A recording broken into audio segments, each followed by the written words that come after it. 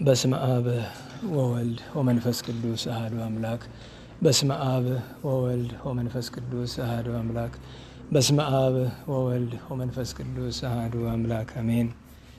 ይትባረክ እግዚአብሔር አምላከ እስራኤል ወአምላከ አበዊነ ቅዱሳን ዘተሳለነ ወገብረ መድኃኒተ ለሕዝበ ዚአሁ። ይቅር ያለን ለወገኖቹ ለምእመናን ሕይወትን መድኃኒትን ያደረገ የአባቶቻችን አምላክ ቸሩ እግዚአብሔር ከዚህ ሰዓት ከዚህ ዕለት ያደረሰን ቅዱስ ስሙ የተመሰገነ ይሁን። እንዴት ዋላችሁ? እንዴት ሰነበታችሁ? ቸርነቱ፣ ምሕረቱ፣ ይቅርታው፣ በጎነቱ ለዘላለም የባህሪ ገንዘብ የሆነ እግዚአብሔር አምላካችን ለአምላክነቱ እንደሚገባ የተመሰገነ ይሁን። እመቤታችን ድንግል ማርያም ወላዲተ አምላክ ቅዱስ መስቀሉ ቅድስት ቤተ ክርስቲያኑ ያከበራቸው ቅዱሳን ሁሉ ስማቸው የከበረ የተመሰገነ ይሁን። እንኳን አደረሳችሁ። ይሰማል? ይሄ ነገር ነው። በጉሮሯችን ሞክረው ይሰማል ማለት ለውጥ አለው በዚህና በዚያ እንደዚህ አስጠግተ ነውም ቢሆን እንግዲህ እግዚአብሔር እንደፈቀደ እንሞክር። ያው ሳምንት አንስተነው ነበረ። መቼም ለዚሁ ብለን አዲስ ድምፅ ማጉያ አንገዛም። መብራት እኮ ቢኖር የጉባኤው የሰንበት ትምህርት ቤቱ የራሱ ድምፅ ማጉያ አለ። ግን ከትችት አትቁጠሩብኝ። የሚያስገርሙኝ ሁለት ነገሮች አሉ እዚህ ከተማ ላይ ማለት ነው። ሙሉ ሌሊት ማንም የሌለበት መሀሉ ሜዳ በሺ የሚቆጠር መብራት በርቶበት ያድራል። እኛ ግን የቤታችን መብራት የለንም። ልብ በሉ። ሜዳው በሙሉ ይሄ ኮሪደር ነው ምናምን ተብሎ በርቷል አይደል? አይከፋንም። ግን የእኛም ቤት መኖሪያችንን አጨልመው ነው ደጁን ማብራት ያለባቸው። ሳምንት ጉባኤ ላይ መብራት ነበረ? አልነበረም። ዛሬም የለም። በየቀኑ የሚገርማችሁ ነገር ማጥፋት ብቻ አይደለም፣ በቀን 10 ምናምን ጊዜ ነው የሚጠፋ። አስተውላችሁት ከሆነ እንግዲህ እንደየመስመሩ ደግሞ ሊለያይ ይችላል። አንዳንድ ወይ ባለስልጣን ምናምን ያለበት መስመር ላይ ያላችሁ ከሆናችሁ ደግሞ እንደዛ ላይሆን ይችላል። አናንኛው የሚገርመኝ እሱ ነው። መብራቱ ሌሊት እንደምታውቁት አስቸኳይ ጊዜ ምናምን ስላለ ማንም የለም አይደል? ለሜዳው ላይ ለባዶ ሜዳ አብርተው እኛም በጨለማ ያሳድሩናል። ይሄ በጣም አስገራሚ ነገር ነው። ሁለተኛው ነገር ፋውንቴ ምናምን እያሉ ውሃ ሲያፈሱ ይላሉ። እኛ አንዳንዴ ወር ሙሉ አንዳንዴ 2 ሳምንት እና እዛ በላይ ውሃ እናገኝም አይደል? እና በእውነቱ እግዚአብሔር አምላክ እንደው በቃችሁ ብሎ ሰው ይስጠን፣ መድኃኔዓለም ሰው ይስጠን። በእውነቱ እንደዚህች ሀገር ተዋርዳ እንደዚህች ሀገር መቀለጃ ሆና አይቼ አላቅም። እኔ እንጃ። ያው ከፖለቲካ አይቆጠርብኝና መቼም ምንድን ነው ሀሜት አይሆንብኝና እያሉ ማማት አለ አይደለ? እንደዛ ቁጠሩት። በቃ ፖለቲካ ያርግብኝና ይሄ ነገር ያስገርመኛል። ያስገርመኛል ነው፣ ትችት አይደለም። ተገርም ያለው ነው። ተገረመ ብሎ ክስ የለም አይደል? ተቸ ብሎ ነው ክስ ያለ። እግዚአብሔር አምላካችን ቅዱስ ስሙ የተመሰገነ ይሁን። የቅዱስ ያዕቆብ መልእክት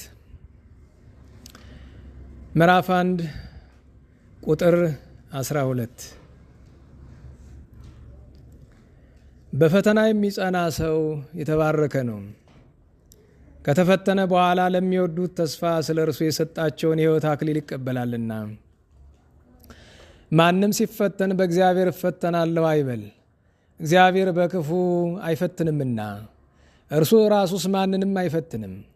ነገር ግን እያንዳንዱ በራሱ ምኞት ሲሳብና ሲታለል ይፈተናል። ከዚህ በኋላ ምኞት ጸንሳ ኃጢአትን ትወልዳለች፣ ኃጢአትም ካደገች በኋላ ሞትን ትወልዳለች። የተወደዳችሁ ወንድሞች ሆይ አትሳቱ። በጎ ስጦታ ሁሉ ፍጹምም በረከት ሁሉ ከላይ ናቸው። መለወጥም በእርሱ ዘንድ ከሌለ፣ በመዞርም የተደረገ ጥላ በእርሱ ዘንድ ከሌለ ከብርሃናት አባት ይወርዳሉ። ለፍጥረቱ የበኩራት አይነት እንድንሆን በእውነት ቃል አስቦ ወለደን። ስለዚህ የተወደዳችሁ ወንድሞች ሆይ ሰው ሁሉ ለመስማት የፈጠነ ለመናገርም የዘገየ ለቁጣም የዘገየ ይሁን። የሰው ቁጣ የእግዚአብሔርን ጽድቅ አያሰራምና። ስለዚህ ርኩሰትን ሁሉ የክፋትንም ትርፍ አስወግዳችሁ ነፍሳችሁን ማዳን የሚችለውን በውስጣችሁም የተተከለውን ቃል በየዋህነት ተቀበሉ። ቃሉን የምታደርጉ ሁኑ እንጂ ራሳችሁን እያሳታችሁ የምትሰሙ ብቻ አትሁኑ። ቃሉን የሚሰማ የማያደርገውም ቢኖር የተፈጥሮ ፊቱን በመስታወት የሚያይን ሰው ይመስላል። እርሱ ራሱን አይቶ ይሄዳልና ወዲያውም እንደምን እንደሆነ ይረሳል። ነገር ግን ነፃ የሚያወጣውን ፍጹሙን ሕግ ተመልክቶ የሚጸናበት ስራንም የሚሰራ እንጂ ሰምቶ የሚረሳ ያልሆነው በስራው የተባረከ ይሆናል።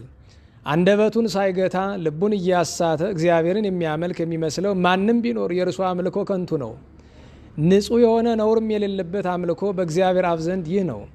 ወላጆች የሌላቸውን ልጆች ባልቴቶችንም በመከራቸው መጠየቅ፣ በዓለምም ከሚገኝ እድፍ ሰውነቱን መጠበቅ ነው።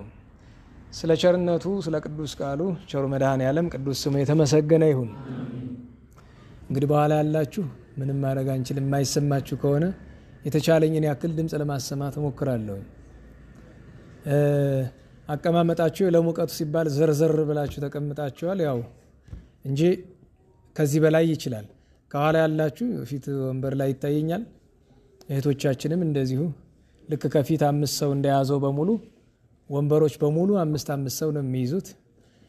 ትንሽ ጥላ ደግሞ ጣል ስላደረገ ጫና ላይኖር ይችላል፣ የሙቀት ጫና።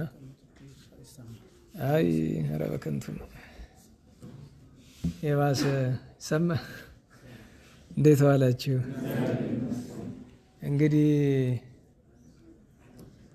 እንግዲህ ሀሜቱን ሰምተውት እንደሆነ መብራት አብርተውልናል። እግዚአብሔር ልባቸውን ያብራላቸው። በእውነቱ የሰው ልጅ እንዲህ እኔ እንጃ ብቻ ትችቱን ልተው። ዛሬ ሳስበው ጭንቅ የሚለኝን ርዕስ ነው ግዴታዬ ስለሆነ 7ቱን ምግባራት ማንሳት ከነበረብን በመጀመሪያው ሳምንት የተማርነውን ትህትናን በቅዱሳን ሕይወት ላይ እንጂ በራሴ ላይ አይቼው ስለማላውቅ ያስጨንቀኛል። ከዛ ቀጥሎ ያለፈው ሳምንት የተማርነው መንኖ ጥሪት ወይም ገንዘብን አለመውደድ፣ እሱም እንደዚሁ ጭንቅ ይላል። ከሁሉ በላይ ግን ሊይዙትም ሊለቁትም ከባድ የሆነብን የዛሬው 3ኛ ርዕስ ነው። በተለይ በአገልግሎት ለምንኖር ሰዎች የዛሬ ርዕሳችን ትዕግስት ነው። ከ7ቱ አርዕስተ ምግባራት አንዱ ትዕግስት ነው። ቀደም ሲል ያነበብኩላችሁ ቅዱስ ያዕቆብ በትዕግስት ስለሚገኘው ነገር ያስተማረበት አንቀጽ ነው። አርምሞን ለብቻው ርዕስ ሰጥተን ልናመጣው እንችላለን። ለድንገቱ ግን ከ7ቱ አርዕስተ ምግባራት በሌላ ጊዜ ተጨማሪ ጊዜ ወስዶብን እንዳይመጣ ዛሬ ጠቀስቀስ እናደርገዋለን። ስለዚህ ይህንን አስጨናቂ ርዕስ አሁን አስቀድም ያልነካካው ማጠቃለያ ነው የማደርገው በሁለት ምክንያት። አንደኛ ርዕስ አንስቼ ሳስተምር ኋላ ለቅዱሳኑ ጣዕመ ዜና ጊዜ እያጠረን ስለሆነ አስቀድመን የቅዱሳንን ታሪክ እንተርካለን። ሁለተኛ ነገር አስቀድሜ ከገባሁበት ከባድ ነው እና አጠር ብሎ ምን ማድረግ እንዳለብን፣ ትዕግስት ምንድን ነው፣ የታገሱ ቅዱሳን እነማን ናቸው፣ ከዛ ምን እናደርግ የምትለውን በኋላ መጨረሻ ላይ እናነሳለን። ስለዚህ ትዕግስት ምንድን ነው ብዬ አሁን አልጀምርም።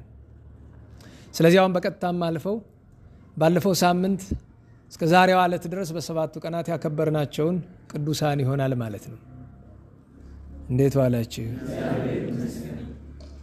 ስንት ቀን ነው ዛሬ? ምን 3 መጋቢት 3። ስለዚህ በ26 ነው ተገናኝተን የነበረ። የካቲት 27 ቀን በነገራችሁ ላይ ያው ንባብ የቤተ ክህነት ሰዎች ካላችሁ በአንዳንድ ቦታ ስትሄዱ በቅኔ ቤትም በምንም የካቲትን የካቲት ብሎ ማጥበቅ አለ፣ መጋቢትን መጋቢት ብሎ ማላላት አለ። ግን ምንም አይነት ማስረጃ የሌለው ስለሆነ ማስረጃ ያለው የካቲት። ምክንያቱም አንዳንድ ወሮች ከግዕዝ የመጡ ናቸው፣ አንዳንድ ወሮች ከአማርኛ ነው የመጡት። የካቲትን በምንም ብትጎትቱት ወደ ግዕዝ አይሄድላችሁም። ከብዙ ቅኔ መምህራንም መጽሐፍ መምህራንም ጋር ተነጋግረንበታል። ቢጨንቃቸው መጨረሻ ምን አሉ? ምናልባት ነከየ ከሚለው ግስ ከወጣ ብሎ ነከየ ብሎ ለየካቲት ለመሄድ ይቸግራል። አንኪ ይላል። አንኪም ሲሳይ ከካለ የተማራችሁ ካላችሁ ለሱ ይከብዳል። ስለዚህ ቃሉ በራሱ በጥሬ አማርኛ ነው የካቲት ሳይሆን የከቲት ነው የነበረው። መክተት ታውቃላችሁ? ነና ዋላችሁ። አሁን አዝመራ መሰብሰብ የሚጀምር ህዳር አለ አይደለም? ሀደረ ነው አይደል? ወጥቶ ገበሬ የት ስለሚያድር ከማሳ ታይሳስ ሀሰሰ ነው አይደለም? ያንን ከክረምት ጀምሮ የደከመበትን ምን አለ? ሀሰሰ ምንድን ነው? ፈለግ አይደል? ሻ ነው አይደል? ከዚያ ጥር አጥረየ ነው። አጥረየ ምንድን ነው? ገንዘብ አደረገ ነው አይደለም? ስለዚህ የደከመበትን በሙሉ ገንዘብ አደረገ። የካቲት ወይም የከቲት ማለት ያን ሁሉ ሰብስቦ ምን ከተተ? ጎተራ ውስጥ ከተተ። መጋቢት መገበ ነው አይደለም? እሱ አዎ። ስለዚህ እንግዲህ ከመነሻው ጀምሮ ያ ሁሉ ስራ የተሰራ ለምንድን ነው? ልንመገበው ነው አይደለም? እና አባቶቻችን ሲያስተምሩን የካቲትን አላልታችሁ መጋቢትን አጥብቃችሁ ብለዋልና ለዚያ ነው። አንድ በ27 ያከበርናቸውን ጻድቅ ለመረዳት ሁላችሁም ወደ መስኮት ማዶ ተመልከቱ። በመስኮቱ ማዶ ሜዳ ይታያችኋል፣ መንደር የነበረበት አንድ ትልቅ ህንፃ አለ አይደለም? ዘመናዊ ህንፃ ፎቅ ያለው የማን ገዳም ህንፃ ነው? እንዴት ዋላችሁ? እንዴት ዋላችሁ? በደንብ በሉ። ህንፃው ንብረትነቱ የየትኛው ገዳም ነው? ማህበረ ሥላሴ አይደል? እዚች ላይ ግንብ ታያላችሁ። የግንብ ፍራሽ የጥንት ግንብ እሷ የአጤ ፋሲል ግንብ ናት። ለማን? ለአቡነ አምደ ሥላሴ እንደተሰራች የምትታመን ናት። ምክንያቱም ይሄ ጻድቁ አቡነ አምደ ሥላሴ የዛሬ 380 ዓመት ወደ ካቶሊክነት ሂደው የነበሩ ሰዎችን እያስተማሩ ስርዓተ ቄደር እየፈጸሙ የመለሱበት ስፍራ ስለሆነ በዚያው እሳቸው ስላስተማሩበት ለማን ርስት ሆኗል? ለማህበረ። ምክንያቱም ማህበረ ሥላሴን ከጠፋበት ድጋሚ ያቋቋሙት የመሰረቱት የመጀመሪያው አበምኔት አቡነ አምደ ሥላሴ ጻድቁ ናቸው። ጻድቁ ይኸው እንደምታዩት ነው፣ መጫወቻ ነው። አሁን ትምህርት ከጀመርን በ3 ደቂቃ እንኳ ስንተኛው ሲጠፋ ሲበራ ነው አይደል? መብራት መጣው ሄድኩ እያለ መቼም ሲያበሩት ልባቸውን ያብራ ብለን አሁን ያጥፋል፣ ክፋታቸውን ያጥፋላቸው እንጂ። እኔ በነገራቸው ላይ በጣም ከሚያስፈሩ ነገሮች አንዱ የህዳሴው ግድብ ያለቀ ጊዜ በጣም ነው የምፈራ። ምክንያቱም አገሪቱ በጠቅላላ ጨለማ የሚወጣት ነው የሚመስለኝ። ምክንያቱም ሀገራችን የጥሪት ወይም ምንድን ነው የሚባል ይሄ ሪሶርስ ምንድን ነው የሚባል እሺ ሀብት እንበለው፣ ለመብራትም በሉት ለምንም። በነገራችን በተፈጥሮ ሀብት ሀገራችን ችግር አለባት። እንዴት ዋላችሁ? ዓለም ላይ በተፈጥሮ ሀብት ከታደሉ ጥቂት ሀገራት አንዷ ኢትዮጵያ ናት አይደለም? ያጣችው ደጋግመን እንደምንለው ሰው ነው የሌላት። ሰው አሁን ሀገሪቱ ይህን የሚያክል ሜጋባይት ምናምን አመነጨች ምናምን መብራት ይባላል አይደለም? ግን እውነት ለመናገር የዛሬ 10 ዓመት ገና ህዳሴው የሚባለው ወይም ሌሎች ግድቦች ሳይኖሩ ከነበረው የተሻሻለ ነገር አለ? እኔ ግራ ነው የሚገባኝ። ወደ ትምህርታችን እንመለስ። ለሁሉም ጻድቁ አባታችን አምደ ሥላሴ ስማቸው እንደሚናገረው አምደ ሥላሴ ማለት ሥላሴ የተከለው አንድ ለማለት ነው። አንዳንድ ቃላት ቀጥታ አይተረጎሙም። አምደ ሥላሴ የሥላሴ ምሰሶ ከማለት ይልቅ ሥላሴ የተከሉት ምሰሶ ተብሎ ይተረጎማል። አብየ እግዚ የጌታ ታላቅ ተብሎ አይተረጎም አይደል? በጌታ ዘንድ ታላቅ ሰው አይደል? ንግሥተ ማርያም የሚባል ክርስትና ስም ሰማሁኝ በትግራይ አካባቢ። ኧረ ይህ ስህተት ነው አሉ አንዳንድ አገልጋዮች። አይ አተረጓጎሙን ባታውቁት ነው። ንግሥተ ማርያም ማለት በእመቤታችን ዘንድ የንግስና ቦታ የተሰጣት እመቤታችን በመንግስቷ የምታነግሳት ለማለት ነው እንጂ አንዳንድ ቃላት በጥሬ ስንተረጉማቸው ይከብዳሉ። ጻድቁ አምደ ሥላሴ በጣም የመጀመሪያ ገድላቸውን የፈጸሙበት በጎጃም ምድር፣ በኋላም በሸዋ፣ በኋላም በወሎ መቄት አካባቢ፣ በመጨረሻው ግን ዛሬ ድረስ በኢትዮጵያ ገዳማት ታሪክ ስርዓታቸውን ካለወጡ ጥቂት ገዳማት በጣም ጥቂት ናቸው። ስርዓታቸውን ያለወጡ ስርዓታቸውን ያለወጡበት ምክንያት ማህበረ ሥላሴዎች ለምን መሰላችሁ? ለጥቁር ራስ ሩቅ ስለሆኑ ነው። ሄዳችሁ የምታውቁ ከሆነ ማህበረ ሥላሴ ከተወሰነ መንገድ በኋላ ጫማ መልበስ አትችሉ። ሄዳችሁ የምታውቁ ከሆነ በባዶ እግራችሁ ተሰቃይታችሁ ነው የምትደርሱት። ምክንያቱም የገዳሙን ክልል በጫማ መርገጥ ክልክል ነው። እችን ስለሚፈራ ሰው ብዙ አይሄድም። ሁለተኛ ከዛ ሄዳችሁ እናንተ የያዛችሁትን ስንቅ መብላት አትችልም። ብቻ የሚበላው ነገር መኮሬታ ነው። መኮሬታ እንኳን ለመብላት አልኳችሁ ለበረከት ለመቅመስ ጭንቅ ነው። ከቋርፍ ቀጥሎ በጣም ከባዱ። አሁን ብዙ ጊዜ ዳቤ ሲባል ሰማላችሁ። ዳቤ ቅዱሳን የሚበሉት ዳቤ ነው እንጂ ከባድ ይሄ ከየገዳሙ ዳቤ ተብሎ የሚመጣው ምን ያው ጠቆር ያለ እንጀራ ነው። ምን ችግር አለው አይደል? ትንሽ አፍ ያዝ ያደርጋል አይደል? እንጂ እውነት ለመናገር ዋናውን ዳቤ ደብረ ሊባኖስ እስኪሄዱ፣ በነገራችሁ ላይ ደብረ ሊባኖስ ለአዲስ አበባ ቅርብ የሆናችሁ ሰዎች ሄዳችሁ ዳቤ በሏቸው። የሚሰጧችሁ ሁለተኛውን ነው፣ ለውጣን የሚዘጋጀውን ነው። ዋናውን ዳቤ የሰጧችሁ፣ ምክንያቱም መራራ ነው፣ ይከብዳል። ለነፍሱ የሚኖር ሰው የላመ የጣማ አይበላም። እና ከቋርፍ ቀጥሎ ሊመገቡት እጅግ የሚከብድ መኮሬታው ነው። በዚህ ምክንያት ኢትዮጵያ ውስጥ ካሉ ገዳማት የማይደፈር ለሰማዕትነት ሁል ጊዜ እዛው ሱዳን ጎን ስለሆነ ባንጃ የሚባል ሰራዊት እየመጣ ሲያርዳቸው ነው የሚኖር። አሁን ወደፊት እንግዲህ አንድ ዙር ቀርቷቸዋል። እንግዲህ ይደርሳል ጊዜው፣ እነሱ ያውቃሉ አባቶቻችን እውነተኞቹ። ለሰማዕትነት ዘወትር የተሰጡ ስርዓቱ እችን ታክል የማትዛባ ገዳም ማለት ማኅበረ ሥላሴ ነው። ትልልቅ ገዳማት አሉ። ለምሳሌ ዋልድባ የማይነካ ስርዓት አለው አይደለም? ፖለቲካው ግን ብጥብጥ ሲያደርገው ነው የሚኖር። ደብረ ሊባኖስን ያክል ገዳም አስፋልት ሰርተው ጥቁር ራስ እንደ ልቡ እንዲመላለስበት አደረጉ። ይኸው ገዳሙ የአቡነ ተክለ ሃይማኖት ቃል ኪዳንና ቅዱሳን ስላሉት ነው እንጂ አይታችሁት ከሆነ ስርዓተ ገዳሙ ያሳዝናል። አዝናለሁ። እኔ ደብረ ሊባኖስ ሲሄድ ገዳም ነው ለማለት ይቸግራል። ከገዳም መካከል ገበያ፣ አሁን ሰሞኑን ያለንበት ሳምንት ምኩራብ ነው አይደለም? ጌታችን ምንድን ነው የሚለው?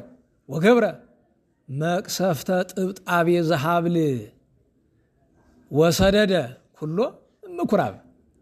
እንኳን ገዳም ቤተ ክርስቲያን ደጅ ላይ ገበያ ይገባል? ይህንን ተው የሚል የለም። ለምን? የገዳሙ ሰዎች አብዛኞቹ አስፋልት መሆኑን ገበያ መሆኑን ይፈልጉታል። ምክንያቱም የገቢ ምንጭ ነው። በዚህ ዘመን ከምዕመናን ድነት ይልቅ በቤተ ክርስቲያን የሚፈለግ ምንድን ነው? ገንዘብ ነው። አንተ አረመኔ ነፍሰ በላ ሁን፣ ሰው እያረድክም ቢሆን አምጣ። ፍትሐ ነገሥቱን ማን ያየዋል? ብቻ ገንዘብ እስካመጣ ድረስ በቤተ ክርስቲያን የተከበርክ ነህ። ተከብረህ ኦቦ ተብለ እልል ተብሎልህ ትኖራለህ። ዋናው ትልቁ ነገር ይህንን ያነሳንበት ምክንያት እግዚአብሔር በእኔ አንደበት ሊባል ባይገባውም የሚመጣው ነገር እነሱን ሳይነካ አይመጣምና እንዲያው ያጽናቸው እንኳ አይደለም፣ ከበረከታቸው አይንሳን። በእውነቱ ማኅበረ ሥላሴ ስርዓቱ መቼም አይለወጥም። የሚገርም ነው። ወደ ዋና ጉዳያችን ስንመጣ ይሄ የምትመለከቱት ስፍራ የጻድቁ ቅርስ ነው። ይሄ የምትመለከቱት ስፍራ የጻድቁ የጸሎት ቦታ ነው። ከዚያም በኋላ በጣም ብዙ ቅዱሳን እዚህ ነው የሚኖሩ የነበር እስከ ቅርብ ጊዜ ድረስ። እና አባ ለሰጭ፣ እና አባ ብርሃኑ፣ እና አባ ወልዴ የሚባሉ የአባ ወልዴን አንድ ጊዜ ነግሬያቸዋለሁ አይደለም? ከቅድስናቸው የተነሳ መከራን ለመቀበል ከመጓጓታቸው የተነሳ ወደ ሰሜን ኢትዮጵያ ወደ አክሱም ሄደው ጅብ ጠርተው ብላኝ ብለው አዘውት ጅብን የበላቸው። ብላኝ ብለው ሲበላቸው ግን እግራቸውን አንድ እግራቸውን በልቶ ጨርሶ መሳቅ ነው። አይታወቃቸውም የለም። ሙልጭ አድርጎ በልቷቸው፣ ያው አራዊት ሲበሉ ብዙ ጊዜ ጭንቅላትና እጅ ምናምን ይተዋሉ ይባላል አይደል? እሱ ነው የተገኘ። እየሳቁ ነው የተበሉ፣ እየሳቁ እዚህ ነው የሚኖሩት፣ እዚሁ ላይ። ዛሬም ገሌ ገሌ ያለልም እንጂ አይጠፉበትም አሉ። አንዳንድም አይጠፋም። ፍለጋ ግን እንዳትወጣ ትወድቃለህ። እውነቴን ነው። ቅዱሳንን አገኛለሁ መስሏችሁ ፍለጋ አትውጡ። ቅዱሳንን ማግኘት የምትችሉ ከቤታችሁ ናችሁ ነው። እነሱ የሚወዱትን ካልሰራችሁ በቀር የትም ሄዳችሁ ያልሆነው ሰው ላይ ነው የሚጥላችሁ። ከተማውን ብዙ አሉ፣ በተአምር ፈልጋችሁ አታገኟቸውም። ምክንያቱም እነሱ ሲፈልጓችሁ ብቻ ነው የምታገኟቸው። እናንተ ስትፈልጓቸው ማግኘት አትችልም። ይህንን ማወቅ አለባችሁ።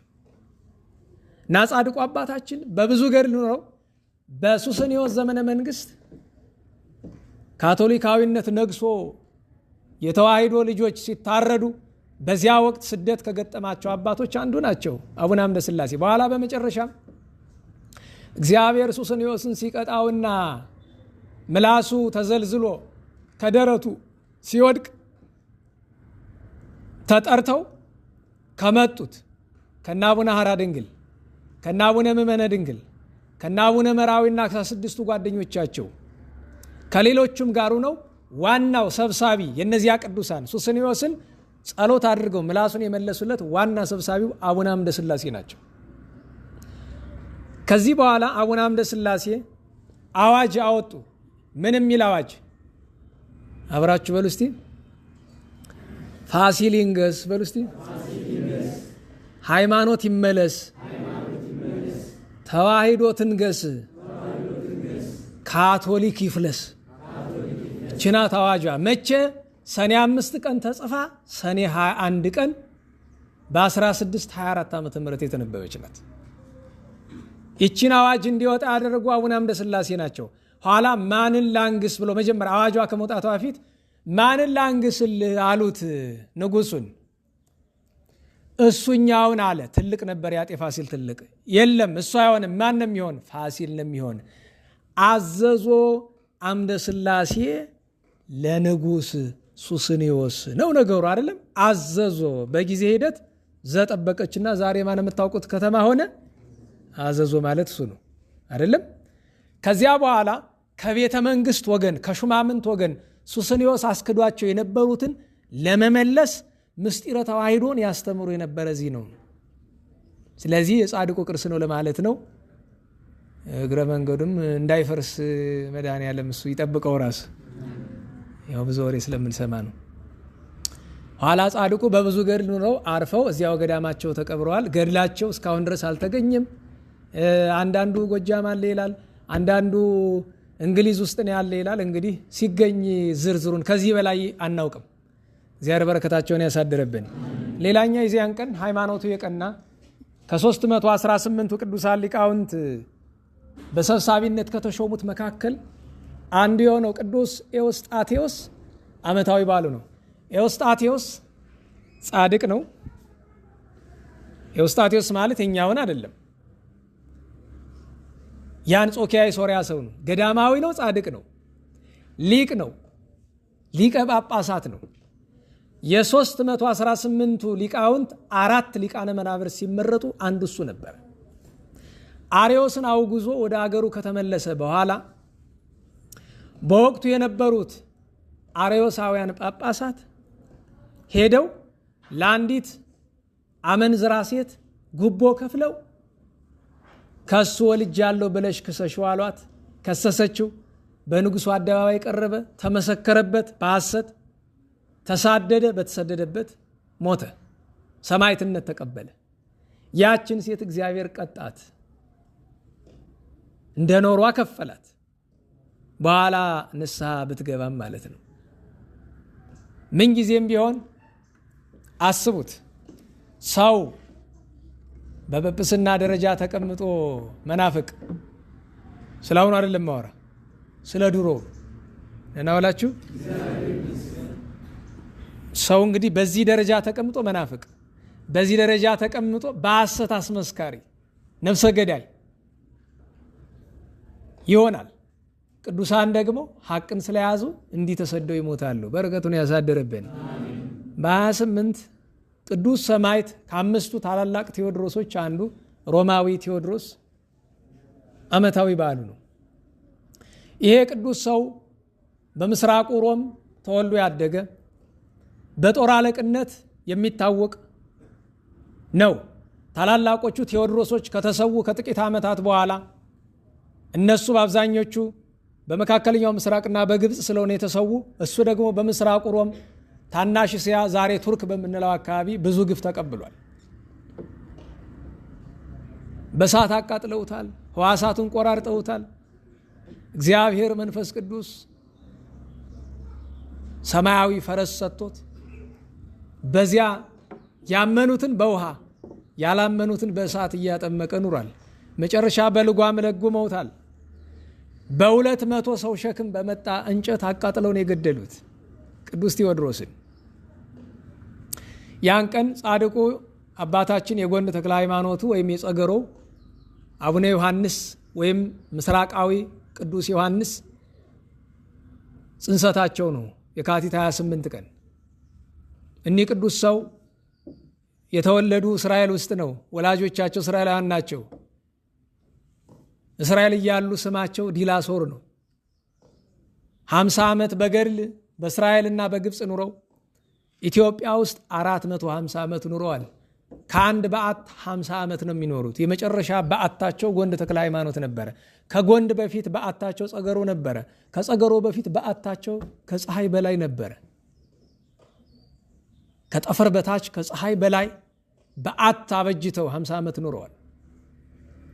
የአቡነ ተክለ ሃይማኖት ረድ ነበሩ።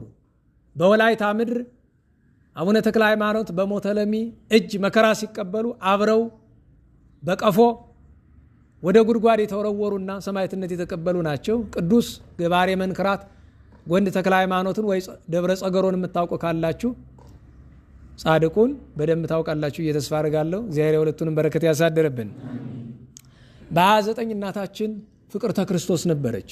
ማሞዝ እናታችን ቅድስት ፍቅርተ ክርስቶስ እዚህ ደቡብ ጎንደር ደራ ውስጥ ነው የተወለደችው።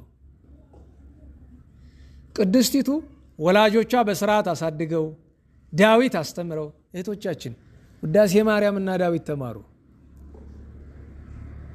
የትቢቱን ትታችሁ የሚያጸድቀውን ተማሩ። ከኋላ ይሰማችኋል። በጣም እየጮህኩ ነው ማለት ነው። እንዴት ዋላችሁ? እስቲ እኔማ እንግዲህ ድምፄን ለመቀነስ እንግዲህ ወደ መንቀሳቀሱ ልሄድ ነኝ። ልብ ብላችሁ አዳምጡ። መቼም ዳዊት ተማሩ ነግሬያችኋለሁ። ዳዊት ተማሩ። ዳዊት ስትማሩ ግን ምራቅ ከዋጠ ሰው ነው መማር። ሴቶች ዲያቆኑን አስተምረኝ አትበሉት፣ አትፈትኑት። አንቺን የምትይውን ቀለም ያዳምጥ ወይስ ፊትሽን እያየ መከራ ይብላ? ገብቷችኋል? ምራቅ ከዋጠ ሰው ነው መማር። ቢቻል ካገባው፣ ካልሆነም ምራቅ ከዋጠው ከትልቁ ሰው ነው መማር። ደግሞ ስትማሩ ለብቻ አይደለም፣ ሰብሰብ ብሎ አንዲት የሆነች እንደሆነ ትፈትናለች። ሰብሰብ ያሉ እንደሆነ ችግር የለውም። አንዲት ነው ጎሪጣ ያለው ሲል አንዷ ታያለች፣ ያፈራል። እውነቴን ነው። እንዲያም ሲል አንዳንድ ጊዜ ችግር ነው። ወይ እግራችሁ ተገልጦ ይታየዋል የተወሰነ፣ ወይ ቁርጭምጭሚታችሁን ያህል፣ ወይ አንገታችሁን። ችግር ነው፣ አይጣል ነው። ዳዊት ውዳሴ ማርያም ተማሩ፣ ያስፈልጋል። ይቺ ቅድስት እናት ዳዊት መማር ብቻ አይደለም፣ ታሪኳ ውስጥ ከምናገኛቸው ነገሮች አንዱ ጽፈት ትችላለች። ቁም ጽፈት ብራና ትጽፋለች። ድጉሰት ትችላለች፣ ትደጉሳለች። ዛሬ እኛ እንኳ በቤተክርስቲያን አደግን ብለን ጽፈት ድጉሰት አንችልም። መምህራችን ነፍሳቸውን ይማር ስጽፍ ሲያዩ በጣም ነው የሚስቁብኝ ነበር። አሁን ይህ ጽሁፍ ነው ዝንጀሮ የጫረው የሚመስል ነገር ይላሉ። ደግሞ በትምህርት ቤት እኮ ግን አንደኛ ጥሩ ጸሐፊ ነው የምንባል እኮ ነበር። ይሄ ጽፈት አይደለም፣ ቁም ጽፈት ስዕል ነው የሚመስል። አይታችሁት ከሆነ ጠፈፍ ያለ ነው። እና ተማሩ። እቺ ቅድስት እናታችን ተምራ አደገች። ልትመንን ስትል ወላጆቹ አጋቧት። ጋብቻ ውስጥ ከገባች በኋላ ያጋቧት የዛው የደራ አካባቢ አገረ ገዢ ነው፣ ዘራ ክርስቶስ ይባላልና ጫጉላ ቀን ሲደርስ ምን አለችው? ከተክሊሉ ከ40 ቀን በኋላ እንዲያው አንድ ነገር ልለምን ፈቃደኛ ከሆን ካለችው፣ ለምን ምንድን ነው አላት። ይህ ዓለም አላፊ ነው፣ ጠፊ ነው። ድንግልናችን እንጠብቅ እንደነ ድሜጥሮስና ልዕልተ ወይን እንኖር አለችው። እህቴ ሆይ መልካም ተናግረሻል፣ እሺ አላት። በድንግልና ኖሩ። ኋላ ግን የእግዚአብሔር መልአክ ቅዱስ ሚካኤል መጥቶ አይ እግዚአብሔር ካንተ አብራክ ከሷ ማይፀን ፍሬ ያለኝ ስላለ አብራችሁ ለአንድ ቀን እደሩ አላቸው። እምቢ አሉ። ኋላ ግን ፈቃደ እግዚአብሔር አይቀርምና አንድ ቀን አብረው አድረው ልጅ ተወለደ። በ7 ዓመቱ ና እስቲ ላስጎብኝ ብሎ ቅዱስ ሚካኤል የት ይወስደዋል? ብሔረ ሕያዋን አይደል? እናውላችሁ የተወሰደው ለጉብኝት ነው። ልብ በል እንግዲህ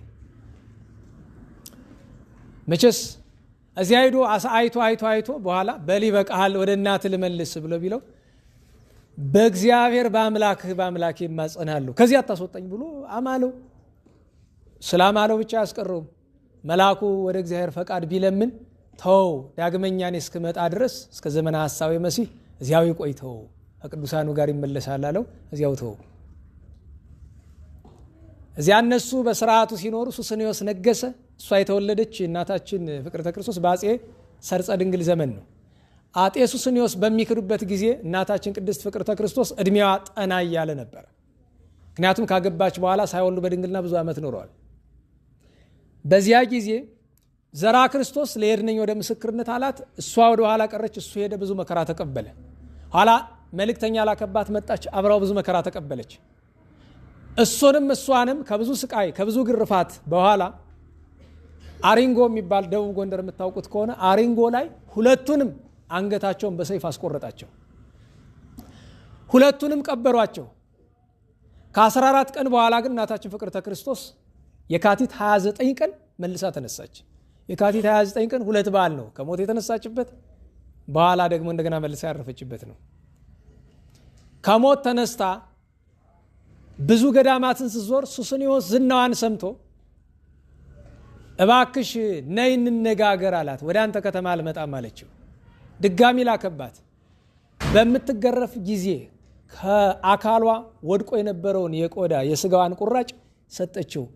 አንተ እውነትን ማወቅ ከፈለክ ይህንን ከሞተ ሰው ስጋ ላይ ጣለውና ያ ሰው እውነቱን ይነግርሃል አለችው። ወስዶ አንድ መቃብር ላይ ቢጥለው አፈፍ ብሎ ማን ይነሳል? አባ ገብርኤል የሚባል መነኩሴ። ምን አየህ አለው። በሲኦል ያየውን የመናፍቃን የካህዲያንን ስቃይ የኃጥአንን ስቃይ ተናግሮ እውነተኛ እምነት ተዋሂዶ መሆኗን መስክሯል። ከዚያ በኋላም 7 ዓመት ሙሉ እየዞረ ሲሰብክ ኖሮን ያረፈ። እናታችን ቅድስት ፍቅርተ ክርስቶስ ዋልድባ ገባች። ከዚያ ስታገለግል ቆየች። ጌታችን ቦታሽ አይደለም ማለት ወጣች። ብዙ ገዳማት ዞረች። ለምሳሌ ሐይቅ እስጢፋኖስ ነበረች። ልትሳለም ወደ ራማ አካባቢ ሄደች። ዛሬ ራማ ኪዳነ ምሕረት የምትባለው ቦታ ማለት ነው። ብታየው አለቀሰች። ምክንያቱም ያጻድቁ አባታችን የአባ ጉባ ገዳም ተፈትቷል። ግራኝ እንደፈታው ድፍን 100 ዓመት እንደተፈታ ቆይቷል። ከእግዚአብሔር ዘንድ ጠይቃ ገዳሙን መስረታ የወንድ የሴት ብላ ለይታ ታቦተ ኪዳነ ምሕረት ካህናት ተሸክሞ ይከተሏት ነበርና ያንን እዛ አስገብታለች። ራማ ኪዳነ ምሕረት የተባለችበት ምክንያት እሱ ነው። ከዚህ ሁሉ ነገር በኋላ ኢየሩሳሌም መሄድ እፈልጋለሁ አለችው ጌታችን። ደመና ጠቀሰላት። በደመና ሄደች። ቆርባ መጣች። ተመልሳ ግን ጌታዬ አይ እንደሱ አይደለም በእግሬ መሄድ እፈልጋለሁ አለች። ድካም የሌለው ስራ አስቸጋሪ ነው አይደለም? ኢየሩሳሌም ዛሬ ከኢየሩሳሌም ጸበሉን እምነቱን ዛሬ ሰው አመጣልን። እግዚአብሔር ይመስገን። እንዴት ዋላችሁ? አዎ ለዮርዳኖስ ዮርዳኖስ ይገባዋል አይደል? አይገባው? እንዴት ዋላችሁ? ይገባዋል አይደል? አዎ ምንድነው የሚለው መልክአ ሥላሴ ሥላሴ ክሙ ሥላሴ ሶስተኛው ዘር ላይ ሊጀምር ሁለተኛው ዘር ስለምጠፋኝ ዮርዳኖስ ክሙ ዘድሮ አንስቶ ሰው ሁሉ ሲያገኙኝ የቤተ ክህነት የተማረ ሰው የቤተ ክህነት ሰው መሆኑን የሚያቀኝ ማን ነው ስም ይለኝ። ዮርዳኖስ አረ ዮርዳኖስ ክሙ እስመ ኩለንታየ ኮነ ይሐስስ ስም ዮርዳኖስ ሰማዕተ ክሙ መነ ወይት ሜነው ለታቦር እስመ ታቦር አነ ይላል። እቺ አነጋገር እኮ ለሰውየው ሳይሆን ለፈለገ ዮርዳኖስ ነው ነገሩ። እግዚአብሔር ቅድስቲቱን ከተማ ይጠብቅልን። ሐውፃ ለኢየሩሳሌም ሰማያት አቤቱ ከሰማያቱነ ኢየሩሳሌምን በቸርነት ጎብኛት። እግዚኦሙ ለስልጣናት የስልጣናት ጌታ አርስተ መላእክት የመላእክት አለቆችም ጌታቸው ብሎ ቅዱስ ቀሌምንጦስ ከጌታ ቃል ወስዶ ተናግሯልና ለሁሉም እናታችን ፍቅርተ ክርስቶስ በሁለተኛው በእግሯ ሄደች። በእግሯ ስትሄድ ግን ጥሩ ነገር አልገጠማትም። ምክንያቱም እስራኤል ከመድረሷ በፊት ሰውን ከሚበሉ ሰዎች ሀገር ደረሰች። 60 ተከታዮች ነበሯት። ሁሉንም ማስረው አይናቸውን አጠፏቸው። አይናቸውን ወግተው አውጥተው ጣሉባቸው። እናታችን አይኗ ጠፍቶ 3 ወር በላይ ቆየች እዛ። ከዚያ ጸሎት አድርጋ እነዚያን ሰዎች አስተምራ። ምክንያቱም ጸሎት ስታደርግ የሁሉም አይናቸው በራ። ሊበሏቸው ቢመጡ አይናቸው በርቷል። እናንተ አማልክት ናችሁ አሏቸው። አይ አማልክት አይደለንም የቸር አምላክ ባሮች ነን ብላ አስተምራ ማጥመቅ ፈለገች። ማን ያጥምቅላት? ማጥመቅ ብቻ አይደለም፣ ቤተክርስቲያን መስራት አለባት። ታቦት መባረክ አለበት። ማን ያደርግላት ይሄን ሁሉ? ወደ ጌታችን ብትጸልይ የቆምሽበትን ምድር ጸሎት አድርገሽ እርገጪው አላት። ጸሎት አድርጋ ብትነካው አፈፍ ብሎ አንድ አረጋዊ ቅዱስ ሰው ተነሳ። አባ ዘመለኮት የሚባል ከ500 ዓመት በፊት ያረፈ ቅዱስ ጳጳስ ጳጳስ ተነሳላት አይደለም። በል እንኳን ማን ነው ስም አለችው። ዘመለኮት። መቼ ነበር? ከዚህ 500 ዓመት በፊት። ይህ አካባቢ እኮ አላት እኔ መጥቼ ሰብኬ አስተምሬ አሳምኛቸው ቤተክርስቲያን ሰርቼላቸው ይነጀ ነበረ። አይዛብ መጥተው እንደገና እንደዚህ አድርገውት ነው። አሁንም እንደገና ይሰራ አለ። ተሰራ። ካህናትን ዲያቆናትን ሾመ። ቤተክርስቲያኑን ባረከ። ኋላ ምን ጠፋ? መጽሐፍ ከየት ይምጣ? ቁጭ ብላ በእጆቿ አንደኛ በሉ አረ በሉ ወንጌል፣ ሁለተኛ ስንክሳር፣ ሶስተኛ ሃይማኖተ አበው፣ አራተኛ ዳዊት፣ አምስተኛ ግንዘት፣ ስድስተኛ መጽሐፈ ቅዳሴ፣ ሰባተኛ አርጋኖን። ይህንን በእጇ ጽፋ ሰጥቻቸውን። ይህንን ለመጻፍ እጇ እንደ መልአክ ሰረገላ ነው እንጂ ስንት ዓመት ይወስዳል? ያን ሁሉ ጽፋላቸው ሄደች። ባህር ላይ ሄዳ ልጆቿ ቢሰጥሙባት እመቤታችንና ቅድስት ኤልሳቤጥ ተገልጠው አነጋግረው የብርሃን መስቀል ሰጥተዋት ልጆቿን አውጥተውላታል። ዳዊቷን ስታወጡ አራስም። ከዚያ ኢየሩሳሌም ቆይታ የት ሄደች መሰላችሁ? ወደ ኢየሩሳሌም ሄዳ ባሕረ ኢያሪኮን ተሻግራ የት ነው የምትሄጂ አሏት። የአባቴ የጻድቁ የውስጣቴዎስን መቃብር መሳለም አለብኝ ብላ ሄደች። ሄዳ ያውን የውስጣቴዎስን መቃብር ተሳልማ ጻድቁን እጅ ነስታ ተመልሳ ባሕረ ኤርትራ ላይ ስትደርስ ባሕሩን መሻገር ያጣች። ባለመርከበኞቹም ቢያሏት በእጇ ምን አለ? ገድለ አቡነ የውስጣቴዎስ ይዛ መታለች። ከዚያ ልጆች ኑ በሉ አለችና አቡነ የውስጣቴዎስ በምንድን ነው የሚታወቁ? በአጽፋቸው በቃ ያን ገድል እያነበበች እሷም እንደዚያው ተሻገረችው የኤርትራ ባሕርን። እህቶቻችን ልብ በሉ። ብዙ ጊዜ የወንድ ቅዱሳን ታሪክ ሲነገር ሴቶች የሌሉ አይምሰሏችሁ፣ በጣም ብዙ አሉ። ግብፅ ገብታ ደብረ ሲሃት ኋላም ደብረ ቁስቋም ገብታ ከዚህ ነው የምኖር እመቤት ያለድም አለች። እመቤታችን ተነስታ ሂጂማ ይህ አይደለም ቦታሽ ሂጂ፣ ቅዱስ ሚካኤል ሂድ ምራታል። እየመራት መጣ። በዚህ በሰሜኑ በኤርትራ በትግራይ አድርጋ መጣ። እዚያ ቦታ ላይ ከመድረሷ በፊት መልአከ እግዚአብሔር አንድ ነገር ነገራት። ከገዳምሽ ከመግባትሽ በፊት አንድ ነገር ይቀርሻል። በዘመንሽ ከጻድቃን ሁሉ የሚበልጥ ትልቅ ጻድቅ አለና ከሱ ተባረኪ፣ መጀመሪያ ምስጢር ተማሪ ብሎ አላት። እስቲ በሞቴ ስም ንገሩኝ፣ በእሷ ዘመን በእናታችን ቅድስት ፍቅርተ ክርስቶስ ዘመን ኢትዮጵያ ውስጥ የነበረ አንደኛው ተወዳዳሪ የሌለው ጻድቅ ማን ነው ትላላችሁ? በጣም የሚታወቅ ስም ነው።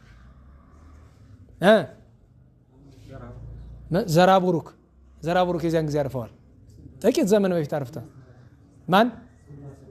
አቡነ እስትንፋሰ ክርስቶስ የደብረ አስጋጁ አይደለም፣ የደብረ ቀርሜሎሱ ወይም የአስቄ ቀርሜሎሱ አቡነ እስትንፋሰ ክርስቶስ። ለምን?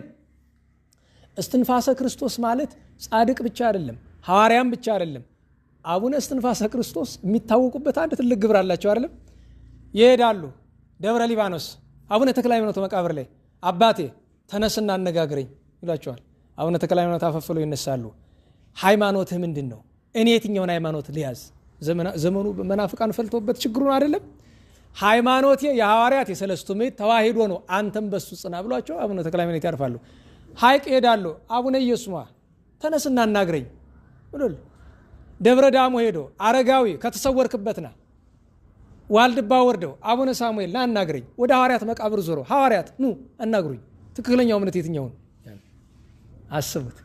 ለዚያ ነው በዘመኑ የነበር እናታችን ፍቅርተ ክርስቶስ ከሳቸው ሄዳ ምስጢር ተመራ መጣች። ከብቃት በኋላ እናታችን ወለተ ጴጥሮስ ከሳቸው ተምራለች። በዚያ ዜና የነበሩ ቅዱሳን በሙሉ የአቡነ እስትንፋሰ ክርስቶስ ተማሪ ናቸው።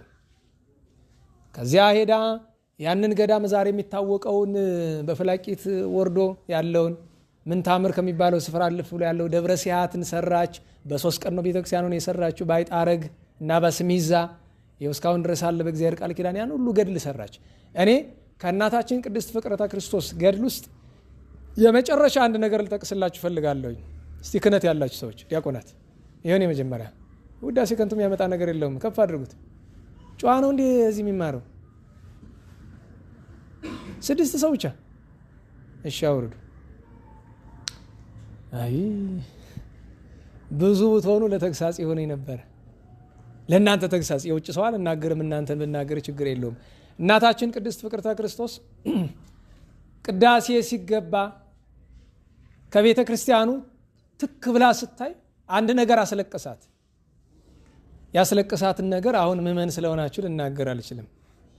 ሁለተኛውን ልንገራችሁ፣ የክህነት ጉዳይ ስለሆነ ምን እንዳስለቀሳት ልነግራችሁ። ሁለተኛውን ግን ጥንቃቄ እንዲሆናችሁ ልንገራችሁ። ዲያቆናትም ስታቆርቡ ምእመናንም ስትቆርቡ በጣም ጥንቃቄ አድርጉ። ከስጋው ከደሙ ሲነጥብ አይኑ አየ። ለሷ የሚታያት ነደ እሳት ነው። ምንድን ያደረገች? ልክ ቅዳሴው እንደተፈጸመ በሩን ጥርቅም አድርጋ ዘጋችው። ምን ነው አላት? ማንም ሰው እንዳይወጣ። ለ7 ቀን ቀን የለ ሌሊት የለ እግዚኦታ ሜላ እግዚአብሔር ምሕረቱን እስኪያወር ጌታችን በእናቱና በቅዱስ ስጋው በክቡር ደሙ ማንንም ይቅር አይልም። በዚህ ዘመን የመጡብን በሁለቱ ነው አይደል?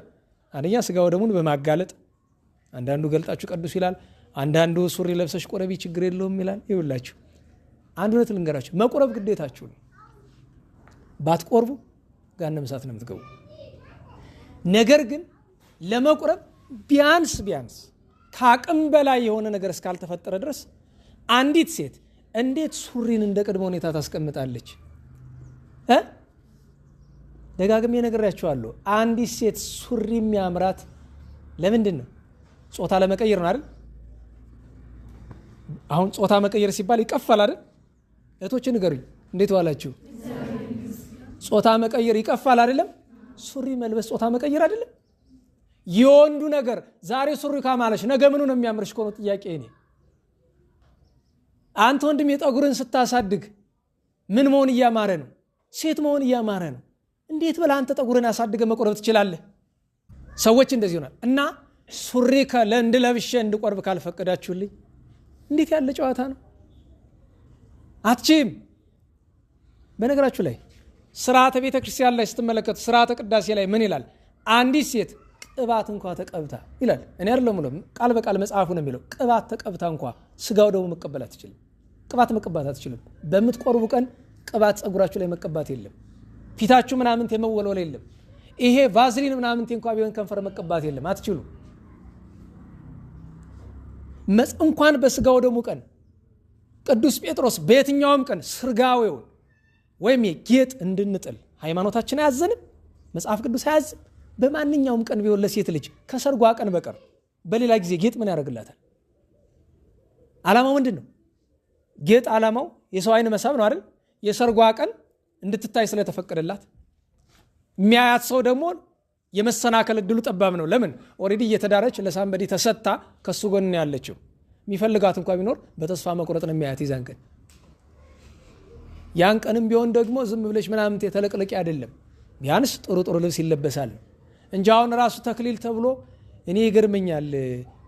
ጠቅላላ ምንድነው የሚባል ይሄ ከሰርግ በፊት ሴቶች የሚያደርጉት ነገር መሸፈን ነው መፈሸን ምንድነው ይባል? አምጡት እናንተ።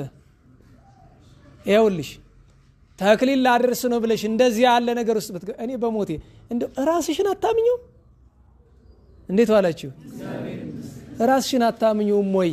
ምናምን ተቀብተሽ ሰው ምን እንዳይሽ የምትፈልጊ እንዲህ የግራ እኮ ነው የሚገባኝ። እንዲህ አድርጋ ከእግዚአብሔር ምሕረት ወርዷል። ምሕረት የወረደበትን መንገድ እሱም ስርዓተ ክህነት ስለሆነ እናነሳውም። ግን እንዲህ አድርጋለች እናታችን ፍቅርተ ክርስቶስ። ኋላም ብዙ ትውልድ የሚያስምር ቃል ኪዳን ተቀብላ የሚገርማችሁ ነገር አንድ የሚያስገርም ነገር አላት። ሁልጊዜ ጸሎት ስታደርስ ቅዱሳን ይመጡላታል። ከሁሉ በላይ ግን ዳዊትን መዝሙረ ዳዊት ሁልጊዜ የምትጸልይ ቅዱስ ዳዊት ከጎኗ ተቀምጦላት በጣም አክብሮትና መውደድ ነበራት። ኋላም ልታርፍ ስትል ማን መጣ? ቅዱስ ዳዊት። እሱ እየዘመረላት ነው። ጌታችን ታቅፎ ይዟት ሄደ። እናታችን ፍቅርተ ክርስቶስን አለፍ እያልን ታሪክ ትንሽ ብናነሳም እንኳ እስቲ ዛሬ ትንሽ እሷ ላይ እናተኩር ብዬ ነው። እግዚአብሔር በረከቷን ያሳድርብን። እንደ ስሟ ጣዕመ ዜናዋ ሁለንተናዋ መልካም የሆነ እናት ናትና እማምዑዝ ብለዋታል። ፍቅርተ ክርስቶስ የምንኩስና ስሟ ነው። በድጋሚ በረከቷን ያሳድርብን። ያን ቀን ቅዱስ ቢላካሪዎስ ነበረ። ሰዓት ለመቆጠብ ሰዓታችን እየሄደ ነው መሰለኝ። እሺ ስም እንጥራ ከዚህ በኋላ። በ30 አባታችን መጥምቀ መለኮት ቅዱስ ዮሐንስ ራሱ የተገኘችበት፣ በአንድ ጻድቁ ማቱሳላ የሄኖክ ልጅ ረጅም ዕድሜውን ኑሮ በ969 ዓመቱ ያረፈበት፣ ቅዱስ አረጋዊ የኢየሩሳሌም ጳጳስ የነበረ በ220ዎቹ አካባቢ በተሾመ በ30 ምናምን ዓመቱ ያረፈ ቅዱስ በርኪሶስ ዓመታዊ በዓሉ ነበረ። እለእስክንድሮስ፣ መርቆሬዎስ፣ ሌሎችም ቅዱሳን ነበሩ። ትናንት በሁለት አባታችን ቅዱስ መከራዊ ከሰማይታት በዜና ሰማይታት ውስጥ እኔ ባለኝ የንባብ ዳርቻ መጠን በእድሜ በጣም ትልቁ ቅዱስ መከራዊ ነው። በ131 ዓመቱ ነው የተሰዋ። ስንት ዓመት? ስንት? አዎ። እና እኔ ሰማይትነቱ ግሩም ነው፣ ታምራቱ ድንቅ ነው፣ ብዙ መከራ ተቀብሏል። ሁለት ነገር ብቻ ነው ማነሳላችሁ። አንደኛ ሰማይትነቱ ሲመጣ አንድ ነገር በጣም አስለቅሶታል። ሰማይትነት ሲመጣ የመጀመሪያ ክፋቱ ቤተክርስቲያን ትጠፋለች። መጀመሪያ አሕዛብ እኛን ሲገሉ አላስተዋሉም ማለት ነው አይደል? ቤተክርስቲያንን ማጥፋት ከጀመሩ ግን ማስተዋል ጀምረዋል። ማስተዋል ማለት የክፋት ማስተዋል ማለት ነው። ምክንያቱም ሃይማኖትን ክርስትናን ማጥፋት የሚቻለው ቅዱሳት መጻሕፍትን አድባራትንና ሊቃውንትን በማጥፋት ነው እንጂ ምእመንን እና ካህንን በመግደል ብቻ አይጠፋም። ለምን? አንድ ምእመን ቢሞት ሌላ ምእመን ይተካል። አንድ መምህር ካለ ሺውን ይተካዋል። መምህር ምላችሁን ይህን ሳይሆን ጉባኤ መምህራንን ማለት ነው። ሺውን ይተካዋል። መጻሕፍት ካሉ ያን አንብቦ ሰው እንደገና ይነቃቃል። እና የቅዱስ ሰው ቤተ ክርስቲያን ውስጥ ገብቶ የጽዮን ደጆች ሆይ የፀሐይ ብርሃን እንኳ አግኝቷችሁ እማያውቅ እንደምን ትጠፉ? ንዋያተ ቅዱሳት የእግዚአብሔር ቅዱስ መስዋዕት ሲሰዋባችሁ የኖራችሁ ንዋያተ ቅዱሳት እንደምን ትሆኑ ብሎ አልቅሶ ነው የወጣ። አንደኛ። ሁለተኛ ነገር እድሜው ይገርመኛል። ከ131 ዓመቱ 8 ቀንሱ ስንት ይመጣል? ንገሩኝ። 123 አይደል? 123ቱ በይፋ የታወቁ የአገልግሎት ዘመናት ናቸው። አሁን ለምሳሌ አንዳንድ ጊዜ ይባላል አንተ ስንት ዓመት ነው ያገለግል? ከሰንበት ትምህርት ቤት ዓመት ቆይቻለሁኝ። አዎ ምንም ለውጥ የለውም። ዝም ብሎ ይዘምራሉ፣ ከበሮ ይደበድባሉ፣ እኔም ደከመኝ ሰለቸኝ ይላል። ሰንበት ትምህርት ቤት የምትመጣ መጀመሪያ ምን ፈልገህ ነው? ሰንበት ትምህርት ቤት አለቃ ነሽ? እዚህ ሰንበት ትምህርት ቤት አስተባባሪ። ሰንበት ትምህርት ቤት ውስጥ ይውላችሁ የሰንበት ትምህርት ቤት በረከቱ መዝሙር ነው፣ መርገሙም መዝሙር ነው። ያዝናለሁ ይገርምኛል። በረከቱ መዝሙር ነው፣ መርገሙም መዝሙር ነው። ሰንበት ትምህርት ቤትን ያኖረው እስካሁን መዝሙር ነው። ሰንበት ትምህርት ቤትን በቁሙ የገድለው መዝሙር ነው። መዝሙር ስላችሁ ስብሐተ እግዚአብሔር ሳይሆን ያንኑ መያዝ አለመቻል፣ አያያዝ አለማወቅ እኮ ነው። መዝሙር መልካም ነው አይደለ? ሰብሕዎ ለእግዚአብሔር በሉ እስቲ። እስመ ሰናይ መዝሙር መዝሙር 146 ቁጥር 1 ላይ ያለ ነው አይደለ? መዝሙር ምስጋና መልካም ነውና እግዚአብሔርን ምን በሉ አመስግኑ ይላል። እና ምን ያህል ስንቆይ ነው ብዙ ያገለግልን የሚመስለን? አባ መከራዊ ዲቁና ተሾመ። 24 ዓመት በዲቁናው አገለግለ። ስንት? ቅስና ተሾመ። 30 ዓመት አገለገለ። ስንት? 30 እና 24 እንደምርልኝ 54። ጵጵስና ተሾመና 69 ዓመት አገለገለልን። ደምረው እሱን 123 አትለኝ? ይሄ ሁሉ ሆኖ ለአባ መከራዊ የአንድ ዓመት ያክል አይሰማውም አገልግሎቱ። ድክም ይላል። አሁን እኛ ምህላ እዛ አብየ ጊዜ ያለው ሰለስቱ ምዕት አዳራሽ ላይ ምህላ ከጀመርን ወደ 6 ዓመት ሆኗል። 7ኛ ዓመት አሁን 7 ዓመት ሊሆን ነው እንግዲህ 6 ዓመት ከመንፈቅ ከ7 ወር ከ8 ወር ሆኗል። እና ብዙ ሰው ድክም ይላል። በየቀኑ ምህላ ምንድን ነው በየቀኑ እግዚኦታ የሚል ይመስለኛል። እኔን ግራ የሚገባኝ ነገር እንዴት ዋላችሁ? በየቀኑ ጧጧ ስትነሱ ልብሳችሁን አትለብሱ? ንገሩኝ። ይሰለቻል? ምሳ ሰዓት ላይ እራት ላይ አትበሉም? ይሰለቻል? ምን ነው እግዚኦታው ይሰለቻል? ታዲያ ምን ነው ስብሐተ እግዚአብሔር?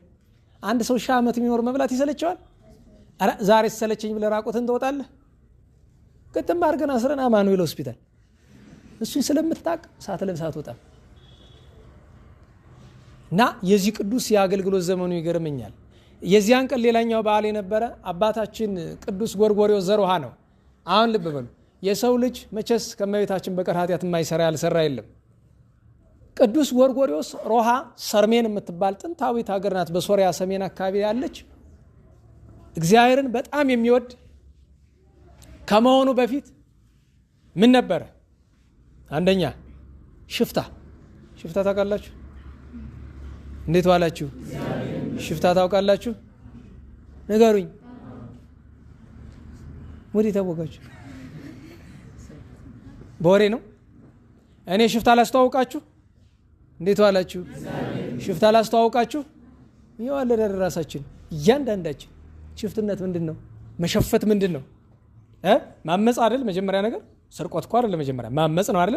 ከማመጽ በተጨማሪ ደግሞ ስርቆት አለው። ለማመጹ ከኛ በላይ በቤተ ክርስቲያን ላይ በእግዚአብሔር አምልኮት ላይ ያመጸ ከኛ በላይ ማን አለ? ከእግዚአብሔር ገጸ ምሕረት የሸፈተ ከኛ በላይ ማን ኑሮ ነው ሌላውን ሽፍታ የምንለው? ለስርቆቱ አስራቱን በኩራቱን የምንበላ የእግዚአብሔርን ሐቅ የምንበላኛ ያለን አለደ። ይሄ ሰው ስርቆት ለመደ፣ ይሄ ሰው ሽፍትነት ለመደ፣ ይሄ ሰው ዝሙት ለመደ። በጣም ብዙ። በዚህ ሁሉ ነው ግን አንዲት ነገር ከልቡ ነበረች። ምንድናት እሷ? እመቤታችን ይወድ ነበር አይደል? እመቤታችን ስለሚወዳት ቆንጥጣም ገርፋም እንብላም መለሰችውና ለንስሐ በቃችው። ገዳማዊ ሰው ሆነ። በቃ ፍጹምነት ደረሰ። ዛሬ እመቤታችን እንድንጠላ እያስተማሩን ነው። ጥሏት አይደለም የሚላችሁ ደህና ዋላችሁ። ስለ እመቤታችን ክብር አሁን ሰሞኑን ይሄ ሶሻል ሚዲያ ላይ የተወሰነ ደቂቃ ስገባ ቅርታ አድርጉልኝ፣ አንድ ጊዜ ራሴን በጥፊ መትቼ እንኳ ውስጤ ራሱ ማለት ማየት እንዴት ፈጣሪ ሲሰደባ ያለሁ እኔ ማስረጃ ተብሎ ተመልከቱ ሰላሞች እኮ እንዲህ ሲሉ ዛሬ ነው እንዴ ከንቅል ደንቆሮ የሰማ ቀን ያብዳል ይላሉ አባቶቻችን። ዛሬ ነው እንዴ ሰማችሁ ሰላሞቹ መድኃኒታችን ሲሳደቡ? ዛሬ ነው እንዴ የምታውቁ? ድሮኛ ተሳዳጅ የሆንበት ምክንያት እዚሁ ጉባኤ መድኃኒታችን ሲሳደቡ ትንሽ መልስ ተሰጠት ብሎ ያ ሁሉ ነገር ስንባል ማን ነበር? ዛሬ ምን ነው ደርሰ 7 ዓመት የደነቆረ ሰው መሰልክሳ? በዚያ ላይ ደግሞ እንዲሁ አለማፈር ማስረጃውን ለሚሰጠው ሰው ሰጡት እንጂ በአደባባይ ላይ ተለጥፎ እኛ ስንት ጊዜ ጌታችን ሎቱ ስብሐት እሱ ላይ ስድብ ሲነገር እንዴት ለንስማ? እኔ በቀደም ራሴን የጠላሁኝ ገና ከፍቼው ሲጀምሩት ምን እንደሆነ ስላገባኝ በቃ ዘግቼው ወጣሁ። ግን ጭንቅላቴ ውስጥ አልወጣልኝ። እንግዲህ እኔ ደካማውኜ ነው ብዬ ልገምት። በሞቴ በጌታችንና በእመቤታችን ላይ ከምስጋና በቀር ሌላ ምንም ነገር ሲባል አትስሙ። በዚህ ዘመን እመቤታችን ጥላ አይደለም የሚልህ ምንድነው የሚልህ? መንገድ ነው የሚያመቻችልህ። መንገድ ነው የሚያመቻችል። እመቤታችን እኮ እንደዚህ አለባት እንደዚህ ናት። ልብ በሉ። ከእመቤታችን በላይ ማን አለን እኛ ከፍጡር ወገን? ከክርስቶስ ቀጥሎ። በነገራችሁ ላይ እንዴት ዋላችሁ? እናንተ እዚህ የመጣችሁ ለምንድን ነው? ለመማር ነው አይደል? እንዴት ዋላችሁ? ከዚህ የመጣችሁ ለምንድን ነው? ለመማር ነው አይደለም? ይኸውላችሁ እንዲያስተምራችሁ የፈለጋችሁት ከፊታችሁ የቆመው ሰው ከሆነ እኔ የእመቤታችን ስም ሳልጠራ መዋል አልችልም፣ ኧረ መራመድም አልችልም። ስለዚህ የእመቤታችንን ፍቅር ማጽናት አለብን። ይሄ ቅዱስ ጎርጎርዮስ እመቤታችን ስለወደደ ለንስሐ በቃችሁ። የብቃቱ መገለጫ ቅድም የእናታችን ፍቅርተ ክርስቶስን ልጅ የት ወሰደው ብለናልን? መልአክ ብሔራዋን ቅዱስ ጎርጎርዮስን ደግሞ መልአኩን ልካ አምጣልኝ ጎርጎርዮስን አለችው። ይዟት ሄደ። እስቲ በገነት ያሉ ጻድቃንን አስጎብኘው አለችው። ይሄ ነው የዓለማችን ምርጡ ጉብኝት። መጀመሪያ ጉብኝት የጀመረ በማን ነው? በአባታችን አዳም። የጉብኝቱ መጨረሻ ማን አደረሰው? ከመቤታችን አስጎብኝቱ። አስቡት። እኔ ናፍቃለሁ እንደ ቅዱስ ጎርጎርዮስ ያለ ንስሐ፣ እንደ ቅዱስ ጎርጎርዮስ ያለ ቅድስና የለንም። ግን የሚቻልና መብት የሚሰጥ ቢሆን ምንድነው የማደርገው? ኧረ እንደው መብርሃን ኧረ እንደው አንድ ቀን እዚያስ እንደው አንድ ቀን አንዳንድ ጊዜ እኮ ወዳጆቿም ይዛቸው ትመጣለች አይደል? ይዛቸው ትመጣለች። የሚያዩ እኮ አሉ። ይዛቸው መጣ እነዛ አሉ የሚያዩ እኔ ሆን እንዳትል እንዲህ ያለ ነገር እንዳትል አንተ እንኳን እመቤታችንና ቅዱሳንን ለማየት እኔ እንኳን እመቤታችን ቅዱሳን ለማየት የለም ከዚህ ለመምጣታችን ራሱን ሳያስፈልገን ነበረ። የተቀደሰ ስፍራ ለመርገጣችን ያስመኛል። ሁሉን ቅዱሳን ከጎበኘ በኋላ ተመልሶ መጥቶ እመቤታችን አገኛት፣ ደስ አለ፣ ሰገደላት። ኋላ መጨረሻ ግን አንድ ሽማግሌ ጽሕሙ ነጭ የሆነ ጠጉሩ ነጭ የሆነ የብርሃን ልብስ የለበሰ ንጉሥ የሚመስል ሲመጣ ወዲህ መላእክት ወዲህ ደናግል ከበውት በረከቱን እየተቀበሉ ሲመጡ አይቶ አድንቋል። ማን ነው ብሎ ሳይጠይቅ ያ የመጣው ሽማግሌ እግዚኦ እግዚእነ ጥቀ ተሰብሐ ስምከ በኩሉ ምድር፣ አቤቱ ስምህ በመላው ምድር ምን ሆነ ተመሰገነ ብሎ ከመላእክት ጋር ከደናግል ጋር ሲያመሰግን አየውና ይሄማ ማን ነው? ቅዱስ ዳዊት ነው ብሎ የመጨረሻውን በረከት ከእመቤታችንና ከሱ ተቀብሎ መጥቷል። የሮሃው የሰረሜኑ ቅዱስ ጎርጎርዮስ። ሌላው እዚህ አገው ምድር ከተነሱ ቅዱሳን መካከል አንደኛው አባታችን መክፈልተ ማርያም ያበርገሌው እዚያ ገዳማቸው ዛሬ ድረስ ይኑር አላወቅኩም፣ ጥንት ነበረ። ዓመታዊ በዓላቸው ነው። ዛሬ አባ ቆዝሞስና አባ በርፎኒዮስ ግብፃውያን ናቸው። ዓመታዊ በዓላቸው ነው። ሰዓቱ ሄደ ይሆን? ሄዷለሁ። ነገ 4 ነው። ጠቢቡ ጻድቁ የቅዱስ ዳዊት ልጅ የእስራኤል ንጉሥ ቅዱስ ሰሎሞን ዓመታዊ በዓሉ ነው። ነገ ኢትዮጵያዊቷ ጻድቅት እናታችን ሀይመተ ሥላሴ ዓመታዊ በዓሉ ነው። ቅዱስ አኖሊዮስ ጉባኤ ጳጳሳት፣ በ5 ስም አጠራሩ የከበረ ቅዱስ ሰው የጻድቃን አለቃ አባታችን ገብረ መንፈስ ቅዱስ፣ አባታችን ሰረባሞን፣ አባታችን ዘመደ ብርሃን፣ የኢትዮጵያ ንጉሠ ነገሥት አፄ ገብረ መስቀል ጻድቁ፣ እናታችን ቅድስት አውዶክስያ፣ ሌሎችም ቅዱሳን ዓመታዊ በዓላቸው ነው። በ6 ቅዱስ ቴዎዶሲዎስ ተአማኒ ከሰለስቱ ምዕት አንዱ ነው ይባላል። ቅዱስ ቴዎዶሲዎስ ተአማኒ፣ ጻድቁ አባታችን ዘሩፋኤል እንጦንስ አርከሌድስ፣ ሰማዕቱ ቅዱስ ዲዮስቆሮስ ግብፃዊው ተንባላት አሕዛብ መሐመዳውያን የገደሉት ዓመታዊ በዓሉ ነው። በ7 የኢትዮጵያ ንጉሥ ቅዱስ ቴዎድሮስ ቀዳማዊ ዓመታዊ በዓሉ ነው። ቅዱስ ቴዎዶጦስ ታላቁና ሰማዕቱ ቅዱስ ፊልሞንና ብላኒዮስ አሉ። በ8 ሐዋርያው ቅዱስ ማትያስ ግዝት ነው። ሐዋርያው ቅዱስ ማትያስ፣ ሰማዕቱ ቅዱስ አርያኖስ ሊቁ አባ ዮልዮስ ዓመታዊ በዓላቸው ነው። በ9 ሐዋርያው ቅዱስ ኩትን ነንድሪያኖስ፣ በ10 ቅዱስ መስቀል ዕፀ ሕይወት ዕፀ መድኃኒት ዓመታዊ በዓል ለዚህ ነው። ታቦት አይወጣም። እንደ ጥንቱ ስርዓት መስቀል እየዞረ ብቻ ነው የሚከበር። ከበሮ የለምን የለ፣ እንደ ስርዓቱ ነው። እዚህ መስቀል መጋቢት መስቀልና መጋቢት መድኃኔ ዓለም እንደ ቤተ ክርስቲያን ስርዓት ሲከበር ማየት ከፈለጋቸው መንበረ መንግስት ነው መምጣት። መንበረ መንግስት ነው። ቅዱስ መስቀልና መጋቢት መስቀልና መጋቢት መድኃኔ ዓለም ማክበር እዚህ ነው። የዚያን ቀን የዲማው የደብረ ድማ አቡነ ተከስተ ብርሃን አባ በኪሞስ ዓመታዊ የዕረፍት በዓላቸው ነው። በ10 በ11 ቅዱስ ቴዎቄጤኖስ ሰማዕቱ ዓመታዊ በዓሉ ነው ነው። እሺ ዝም ብዬ ገፋሁት። እሺ ለሁሉም በ10 ሳይሆን እንካማ ጉባኤ ያላቸው በ10። ስለዚህ በ9 ነው ታዲያ መገናኛው። እንዴት ዋላችሁ? በ9 ነው መገናኛው። ስለዚህ በ9 ማክሰኞ እናደርግና ረቡዕ የደብሩ ጉባኤ ስለሚኖር ማለት ነው። አሁን ማጠቃለያችን ላይ ደርሰናል። አሁን የቅዱሳኑን ነገር ከተነጋገርን በኋላ ምን ቀረን? ስለ ትዕግስት ለመነጋገር 2-3 ደቂቃ እንጠቀም። ለምን እንዴት ትዕግስት የሌለው ሰው ስለ ትዕግስት ያስተምራል? ወገኖቼ አውቃለሁ። መንኖ ጥሪትም ሳይኖረኝ ሳምንት አስተምሬያለሁ። ትትና የሌለኝን 2 ሳምንት አስተምሬያለሁ። ግን የምንማረው ልምምድ ለማድረግ አይደለም። የቅዱሳን ታሪክ ላይ ዛሬ ስላተኮርን ትዕግስት ምንድን ነው ካሉን በቀጥታው አማርኛ ትዕግስት ማለት ተአገሰ፣ ቻለ ነውና መቻል ማለት ነው።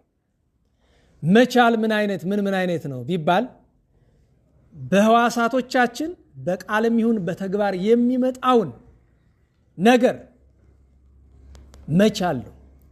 አቻቻሉ 2 አይነት ነው። በቃል የሚመጣ ይኖራል። ለምሳሌ አንድ ሰው በዓይን አይቶ መታገስ አለ አይደል? በዓይናችን ሰዎች የሚያበሳጭን ነገር ሲያደርጉ ልናይ እንችላለን። ያንን መታገስ ነው። በዓይን አይቶ መታገስ አለ፣ በጆሮ ሰምቶ መታገስ አለ። እሱ ብቻ አይደለም፣ በአፍ ቀምሶ መታገስ አለ። ቅዱሳን አባቶቻችን መራራ ነገር ይበሉ ነበር አለ። እንዴት ዋላችሁ? የሸተተ የገማ ለአፍ የማይመች ነገር ይመገቡ ነበረ። እሱ በአንደበት የሚገባ ነገር መታገስ ነው። ከተመገቡ በኋላ ሆድ ቁርጠት የሚያመጣ ነገር አለ አይደለም?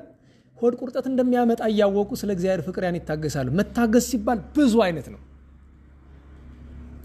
ሰዎች ሲሰድቡንም ይሆናል፣ ክፉ ነገር ሲያሳዩንም ይሆናል። ብቻ የሚያደርጉብንን ነገር መታገስ ነው። ለዚህም አብነቶቻችን ነቢያት ናቸው። እነ ቅዱስ ኤርምያስ ለሕዝቡ ጥቅም ብለው ቢያስተምሩ በድንጋይ ወግረዋቸዋል። ኢሳይያስን ንስሐ ግቡ ቢላቸው በመጋዝ ሰንጥቀውታል። ሕዝቅኤልን በድንጋይ ወግረውታል። ብዙ ነቢያት ስለ እግዚአብሔር ፍቅር ሲሉ ታግሰዋል። ሐዋርያት በዓለም ዳርቻ ዞረው ያን ሁሉ መከራ ታግሰዋል።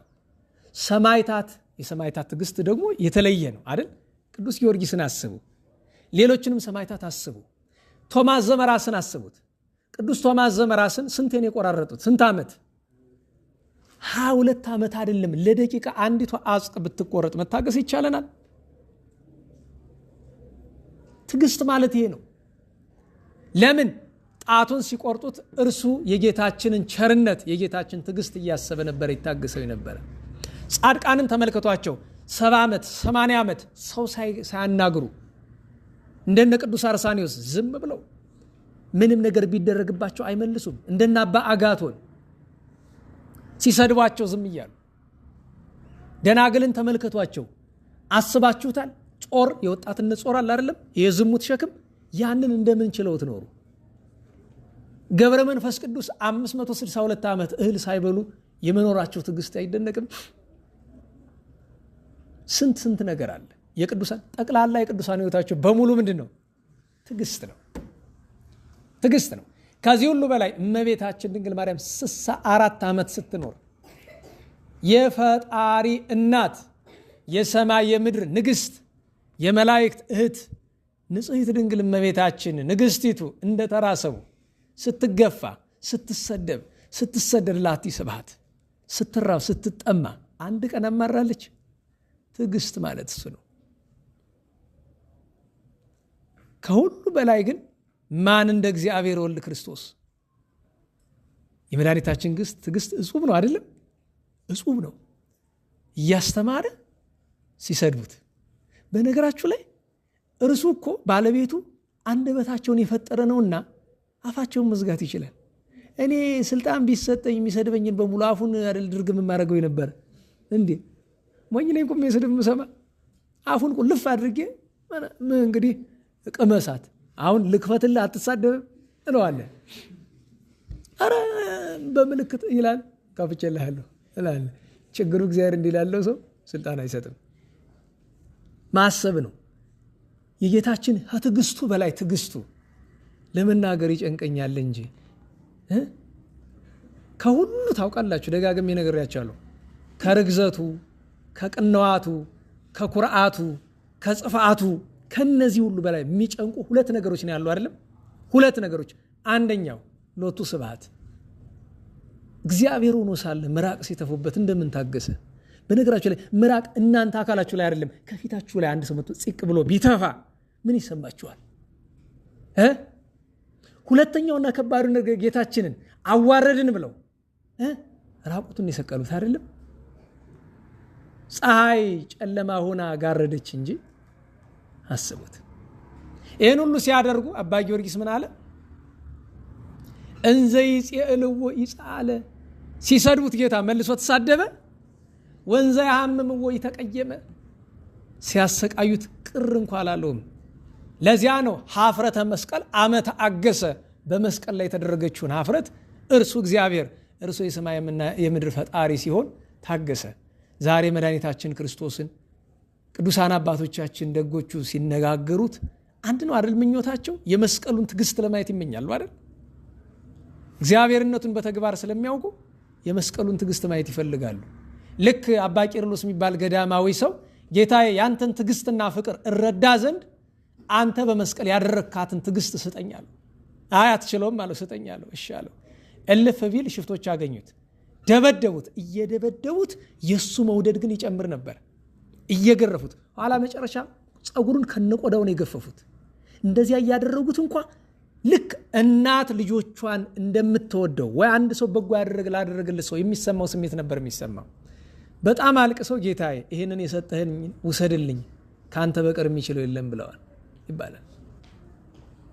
እና ትዕግስት ይሄ ነው። ታዲያ እኛ ምን እናድርግ ነው ባጭር? ትዕግስት በአንድ ቀን የሚገኝ ነገር አይደለም። ነናዋላችሁ ትዕግስት በአንድ ጀንበር የሚገኝ ነገር አይደለም። ልክ ለሌሎችም እንዳልነው ለዚህም የመጀመሪያው ትልቁ በር ምንድን ነው? ጌታ ሆይ በሉ እስቲ ከቁጣ ትዕግስትን ስጠኝ። እንደዚህ ብሎ ጠዋት ማታ ጌታ ሆይ ትዕግስትን ስጠኝ፣ ትዕግስትን ስጠኝ ጌታ ብሎ አንድ። ሁለተኛ ልምምድ ማድረግ ማለት ምንጊዜም የሚያበሳጭ ነገር ይገጥመናል። የሚያበሳጭ ነገር ሲገጥመን መናደድ አይቀር ማለት ሰውነት ቁጥጥ ሲል አንዲት ነገር ተማሩ። እንደዚህ አድርጉ እስቲ። በስመ አብ ወወልድ ወመንፈስ ቅዱስ አሃዱ አምላክ። አዎ ነአሃቤ መንፈስ ቅዱስ በሉ እስቲ።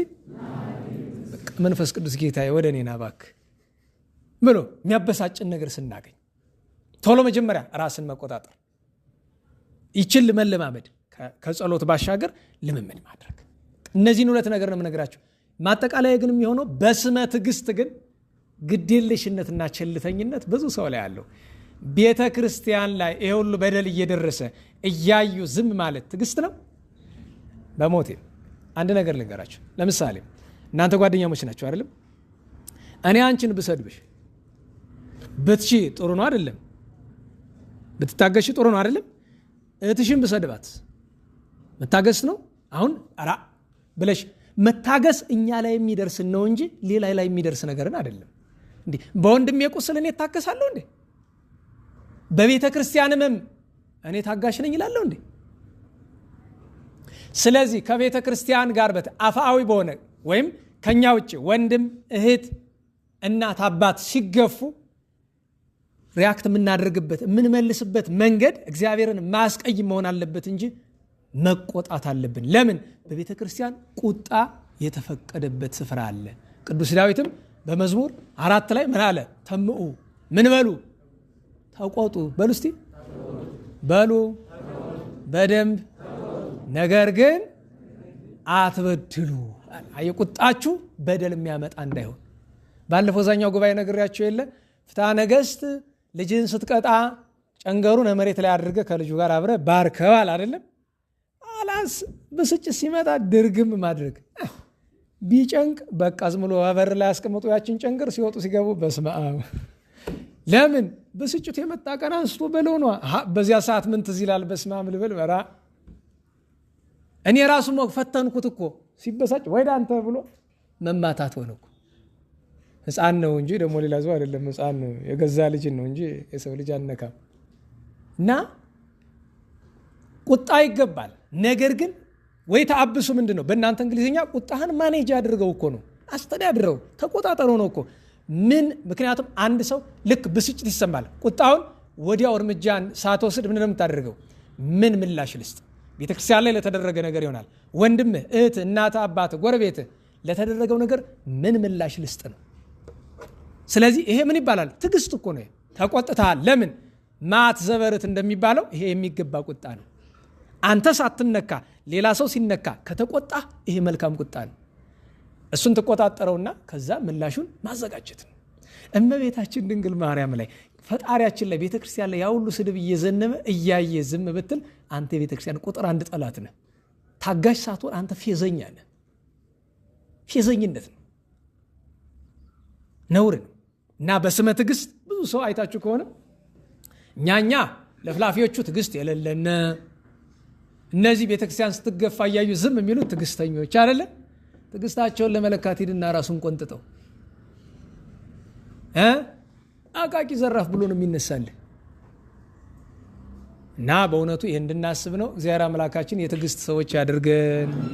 ወበትዕግስትክሙ ታጠርይዋ ለነፍስክሙ፣ ጌታችን በትዕግስታችሁ ነፍሳችሁን ገንዘብ ታደርጓታላችሁ ብሎናል። የማይታገስ ሰው ሁሉ የእግዚአብሔር መንግስት አይምና ለትዕግስቱ ያብቃል። ትዕግስቱን መድኃኔዓለም ይስጠን። ትዕግስት ከሚመስል ጅልነት፣ ቸልተኝነት፣ ግዴለሽነትም መድኃኔዓለም ይሰውረን። የንጹሐንን ሁሉ በረከት ያሳድርብን። ለምስጋና እንነሳ።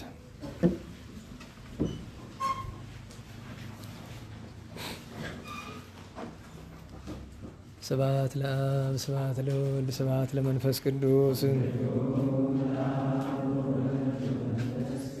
ስብሐት ለአብ ስብሐት ለወልድ ስብሐት ለመንፈስ ቅዱስ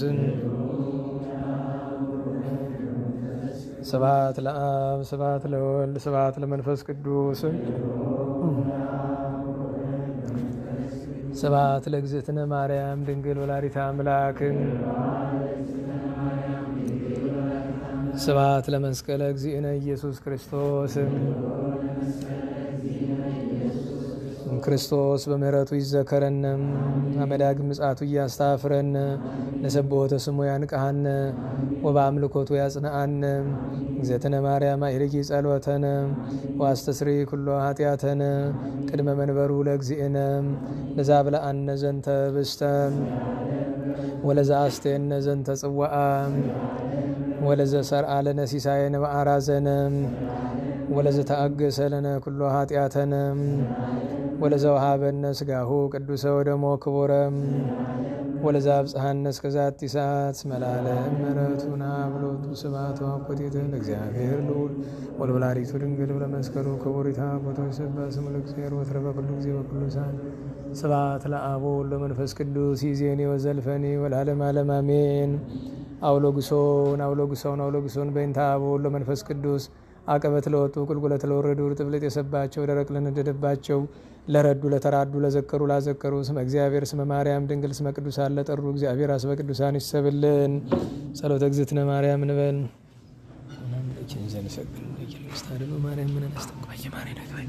ሜንታና ምቹ የቂሞቂ ማይበረኔም ድንግል ባርጌ ጸሎተ እግዝእትነ ማርያም ድንግል ባርጌ አስመሬ በማላ መጥሮ ሚዜስ ያስተረጾን ይጉላቱ ለድስማ ገብርኤል ኢታዊላ ብያተ ቅዱስ ስሙ ሳይሎኒ ወገብረ ኃይለ በመዝራይ ተወዘረው ለላቢና ለበመነስተው ለየነነ መናብርቱ አይቢው ሙላተ ጻናስ ገመረገቱ ለሮማን ወፈነው መራቆሙ ለቁራኑ ተወከው ለእስራኤል ቆሪ ወዘከረ ሳይን ወዚህ ነው ለአበው ለአብርሃም ወለዘሩ እስከ ዓለም ባረክነ ቅድስና ንጽህና እግዝእትነ ፍትነ ማይሰሪው ለሰይጣን አሞነ መድህን ወለተ ብርሃን ኦ መዝገበ በረከት መዝገበ ቅዱሳት መዝገበ ንጽ መዝገበ ራሄ መዝገበ ይዋት ባረክነ በእድኪ በከመ ባረኪ ወለኤፍሬም ፍቁርኪ በበረከተ ወልድኪ ወአብ ወመንፈስ ቅዱስ ስብሐት ለአብ ወወልድ ወመንፈስ ቅዱስ ለዓለሙ ወለዓለመ ዓለም። ሰላም ለኩልያቲክሙ ለሩያን ባለ በአካል አለመክሙ ሥላሴ አማኅወፀ ለሳይለ እምኔክሙ አሐዱ እግዚአብሔር ቃል ተፈጸመ ተስፋ አበው በማርያም ድንግል ወበቀራንዮ ተተክለ መድኃኒት መስቀል ቃል የስማ እግዚኦ ለቦ ጽራ የዋጽማኒ ቃለ ስለት ተሳሊተ ዳዊት ሀበ አምላኬ እግነይ ከመከማከ በኩሉ ልቤ እስመ አልቦ ሀጥእ ወይጉይ ዘከማየ ነአቤ ዳዊት ንጉሠ እስራኤል በዓለ መዝሙር ሰናይ ወጡ መቃል ታለበውን ነገረ ፍካሬ ኩሉ አምሳል ከመሰብሖ ለእግዚአብሔር ልዑሎ ከመወድሳ ለማርያም ድንግል ዘጸር ወእብል ሰላም ለበአቲኪ ውስተ ኦሪታዊ ጠረጴዛ ዘበጽአት ለየነ በላይሃ ወቤዛ ማርያም አንቲ ሰዋሱ ዘምድረ ሎዛ ዲቤኪ ትርቅ ጸሎቴ ከመጼና ሰናይ መዓዛ ሀበለ ነፍሴ ታሰስል ትካዛ ማርያም ንጽሕት ድንግል ወላዲተ አምላክ ማይምን ሰአሊተ ምሕረት ለውሉደ ሰብ ሰአሊ ለነ በክርስቶስ ወልድኪ ይስረይ ኃጢአትነ ሰአሊ ለነ ቅድስት ጸሎታ ለማርያም ወስለታ ያድነን እማትወልዳ ጸሎታ ለማርያም ወስለታ ለሕዝበ ክርስቲያን ይቀበልን እማትወልዳ ጸሎታ ለማርያም ወስለታ ለነፍሳተ ሙታን ያድነን እማትወልዳ ጸሎታ ለማርያም ወስለታ ለመካናቲነ ደብረ መድኃኒት ወመንበረ መንግስት ለቤተ ክርስቲያን ቅድስት ወለሀገሪትነ ኢትዮጵያ ለአግብርታ ወላይ ማታ ይኩንነ ከመወልታ በጸሎት ይሾበ ስለተሽ ላበው ንጹሐን ለቅዱስ ኤፍሬም ለአባ ሕርያቆስ ለአባ ጊዮርጊስ ለአባ ሳሙኤል ለቅዱስ ደቅስዮስ ለያሬድ ማሕሌታዊ ለአባ ኪሮስ ለአባ መባጽዮን ለአቡነ ዘርዓ ያዕቆብ ለብፁዕ ገብረ ክርስቶስ ለቅዱስ ዮሐንስ አፈወርቅ ለአባ ጽጌ ድንግል ለአባ ዮሐንስ ዘደማስቆ ለአባ ሳሙኤል ዘደብረ ቀለሞን ለቅዱስ ዮሐንስ ወለነጎድጓድ ለቅዱስ ቄርሎስ አምደ ሃይማኖት ለአቡነ አቢብ ለንጹሐት አንስት ለክቡራን ሐዋርያት ለጻድቃነ ሰማዕታት ለደናግል ወመነኮሳት የተለመንሽ ድንግል እመቤታችን ለእኛም ተለመኝን። ጸኔት በድንግልና ስርጉት በቅድስና እመቤታችን ጸጋውን ክብሩ እንዳይነሳን ለምኝልን። አይምሮውን ለቦውን ጥበቡን ፍቅርሽን መዓዛችን በልቦናችን ሳይልን አሳድርልን። ቸሩ መድኃኒታችን የሞቱ ወገኖቻችን ነፍሳቸው እንዲምርልን፣ ሕያዋን እንዲጠብቅልን፣ የታመሙት እንዲፈውስልን፣ አስቡን አትርሱን የሚሉን በቸርነቱ እንዲያስብልን፣ ሀገራችን ቤተክርስቲያንን ከመከራው እንዲሰውርልን፣ ተረፈ ዘመኑን ተረፈ ጾሙን ባርኮ ከብርሃነ ትንሣኤው በቸር እንዲያደርስን፣ ሰላሙን ፍቅሩን አንድነቱን እንዲያዝልን፣ እመቤታችን የድንግል ማርያም የንጹሐንን ጸጋ በረከት እንዲያሳድርብን፣ ሰላም ያዋልን ቸር መድኃኔዓለም ተረፈ መዓልቱን ባርኮ ሰላም እንዲያሳድረን ቅዱስ ስሙን እንደ ቸርነት ብለን እንጥራ።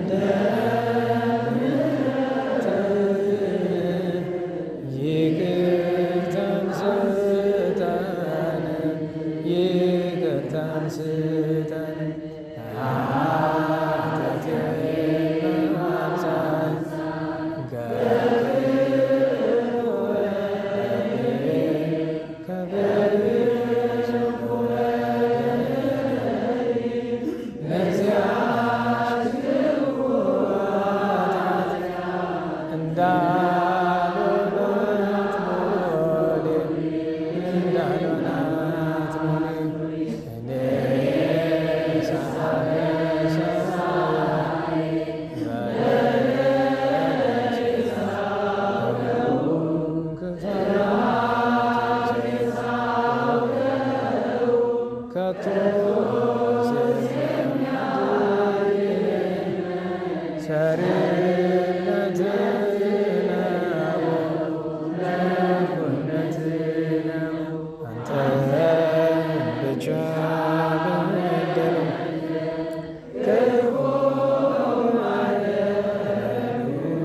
ክፉ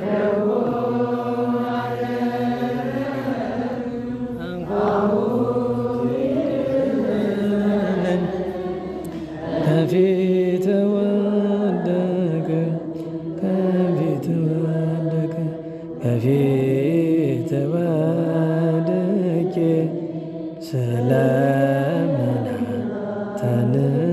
ስማጽናትን መውደቄን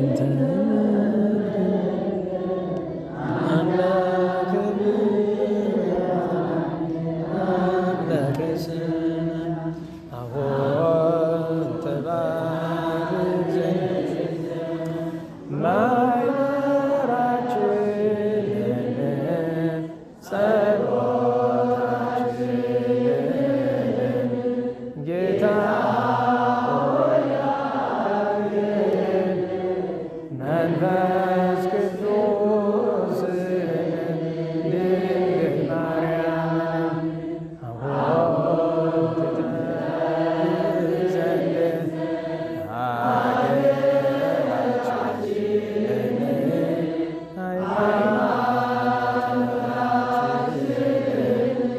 ጌታ ቅዱስ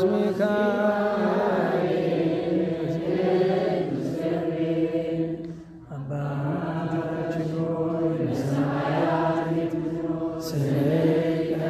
ስምህ ትምጣ፣ ፈቃድህ በሰማይ እንደሆነች እንዲሁም በምድር በደላችንን ይቅር በለን አቤቱ ወደ ፈተና አታግባን ከክፉ ሁሉ አድነን እንጂ መንግሥት ያንተ ናትና ኃይል ምስጋና ለዘላለሙ አሜን። እመቤታችን ቅድስት ድንግል ማርያም ሆይ በመልአኩ ቅዱስ ገብርኤል ሰላምታ ሰላም እንልሻለን። በሐሳብሽ ድንግል ነሽ፣ በሥጋሽም ድንግል ነሽ። የአሸናፊ እግዚአብሔር እናት ሆይ ሰላምታ ለአንቺ ይገባሻል። ከሴቶች ሁሉ ተለይተሽ አንቺ የተባረክሽ ነሽ፣ የማኅፀንሽ ፍሬ የተባረከ ጸጋን የተመላሽ ደስ ይበልሽ ልዑል እግዚአብሔር ከአንቺ ጋር ነውና ከተወደደው ልጅሽ ከጌታችን ከመድኃኒታችን ከኢየሱስ ክርስቶስ ዘንድ ይቅርታና ምሕረት ኃጢአታችንን ክብር ምስጋና ይሁን እንደ አምላክ ነው።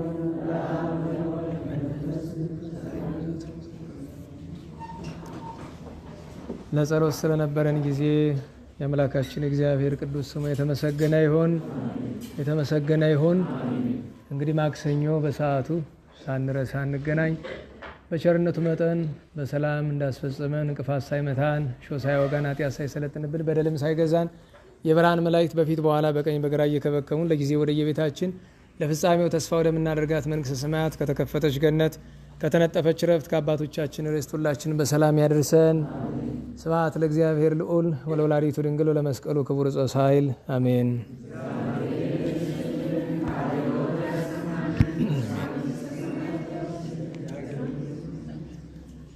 አንሱት መዝሙሩን እስቲ ጉሮሮ ይደክማል።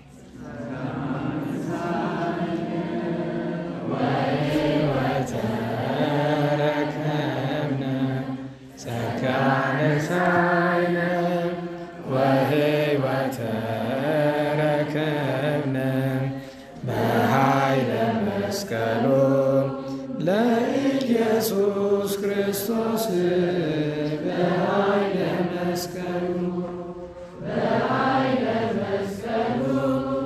ለኢየሱስ ክርስቶስ በኃይለ መስቀሉ ኪያከ እግዚኦ ነአኩት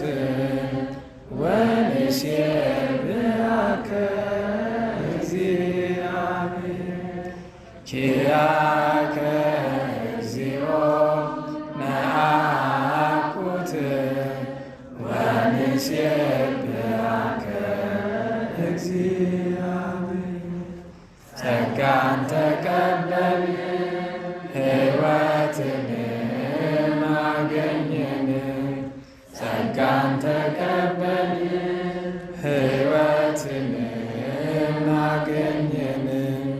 በመስቀሉ ኃይል ለኢየሱስ ክርስቶስ በመስቀሉ ኃይል በመስቀሉ ኃይል ለኢየሱስ ክርስቶስ በመስቀሉ ኃይል አቤቱ አንተ አቤቱ አንተ እናመሰግንሃለን እግዚአብሔር አቤቱ አንተ አቤቱ አንተ እናመሰግንሃለን እግዚአብሔር። በሰላም ያሳድረን።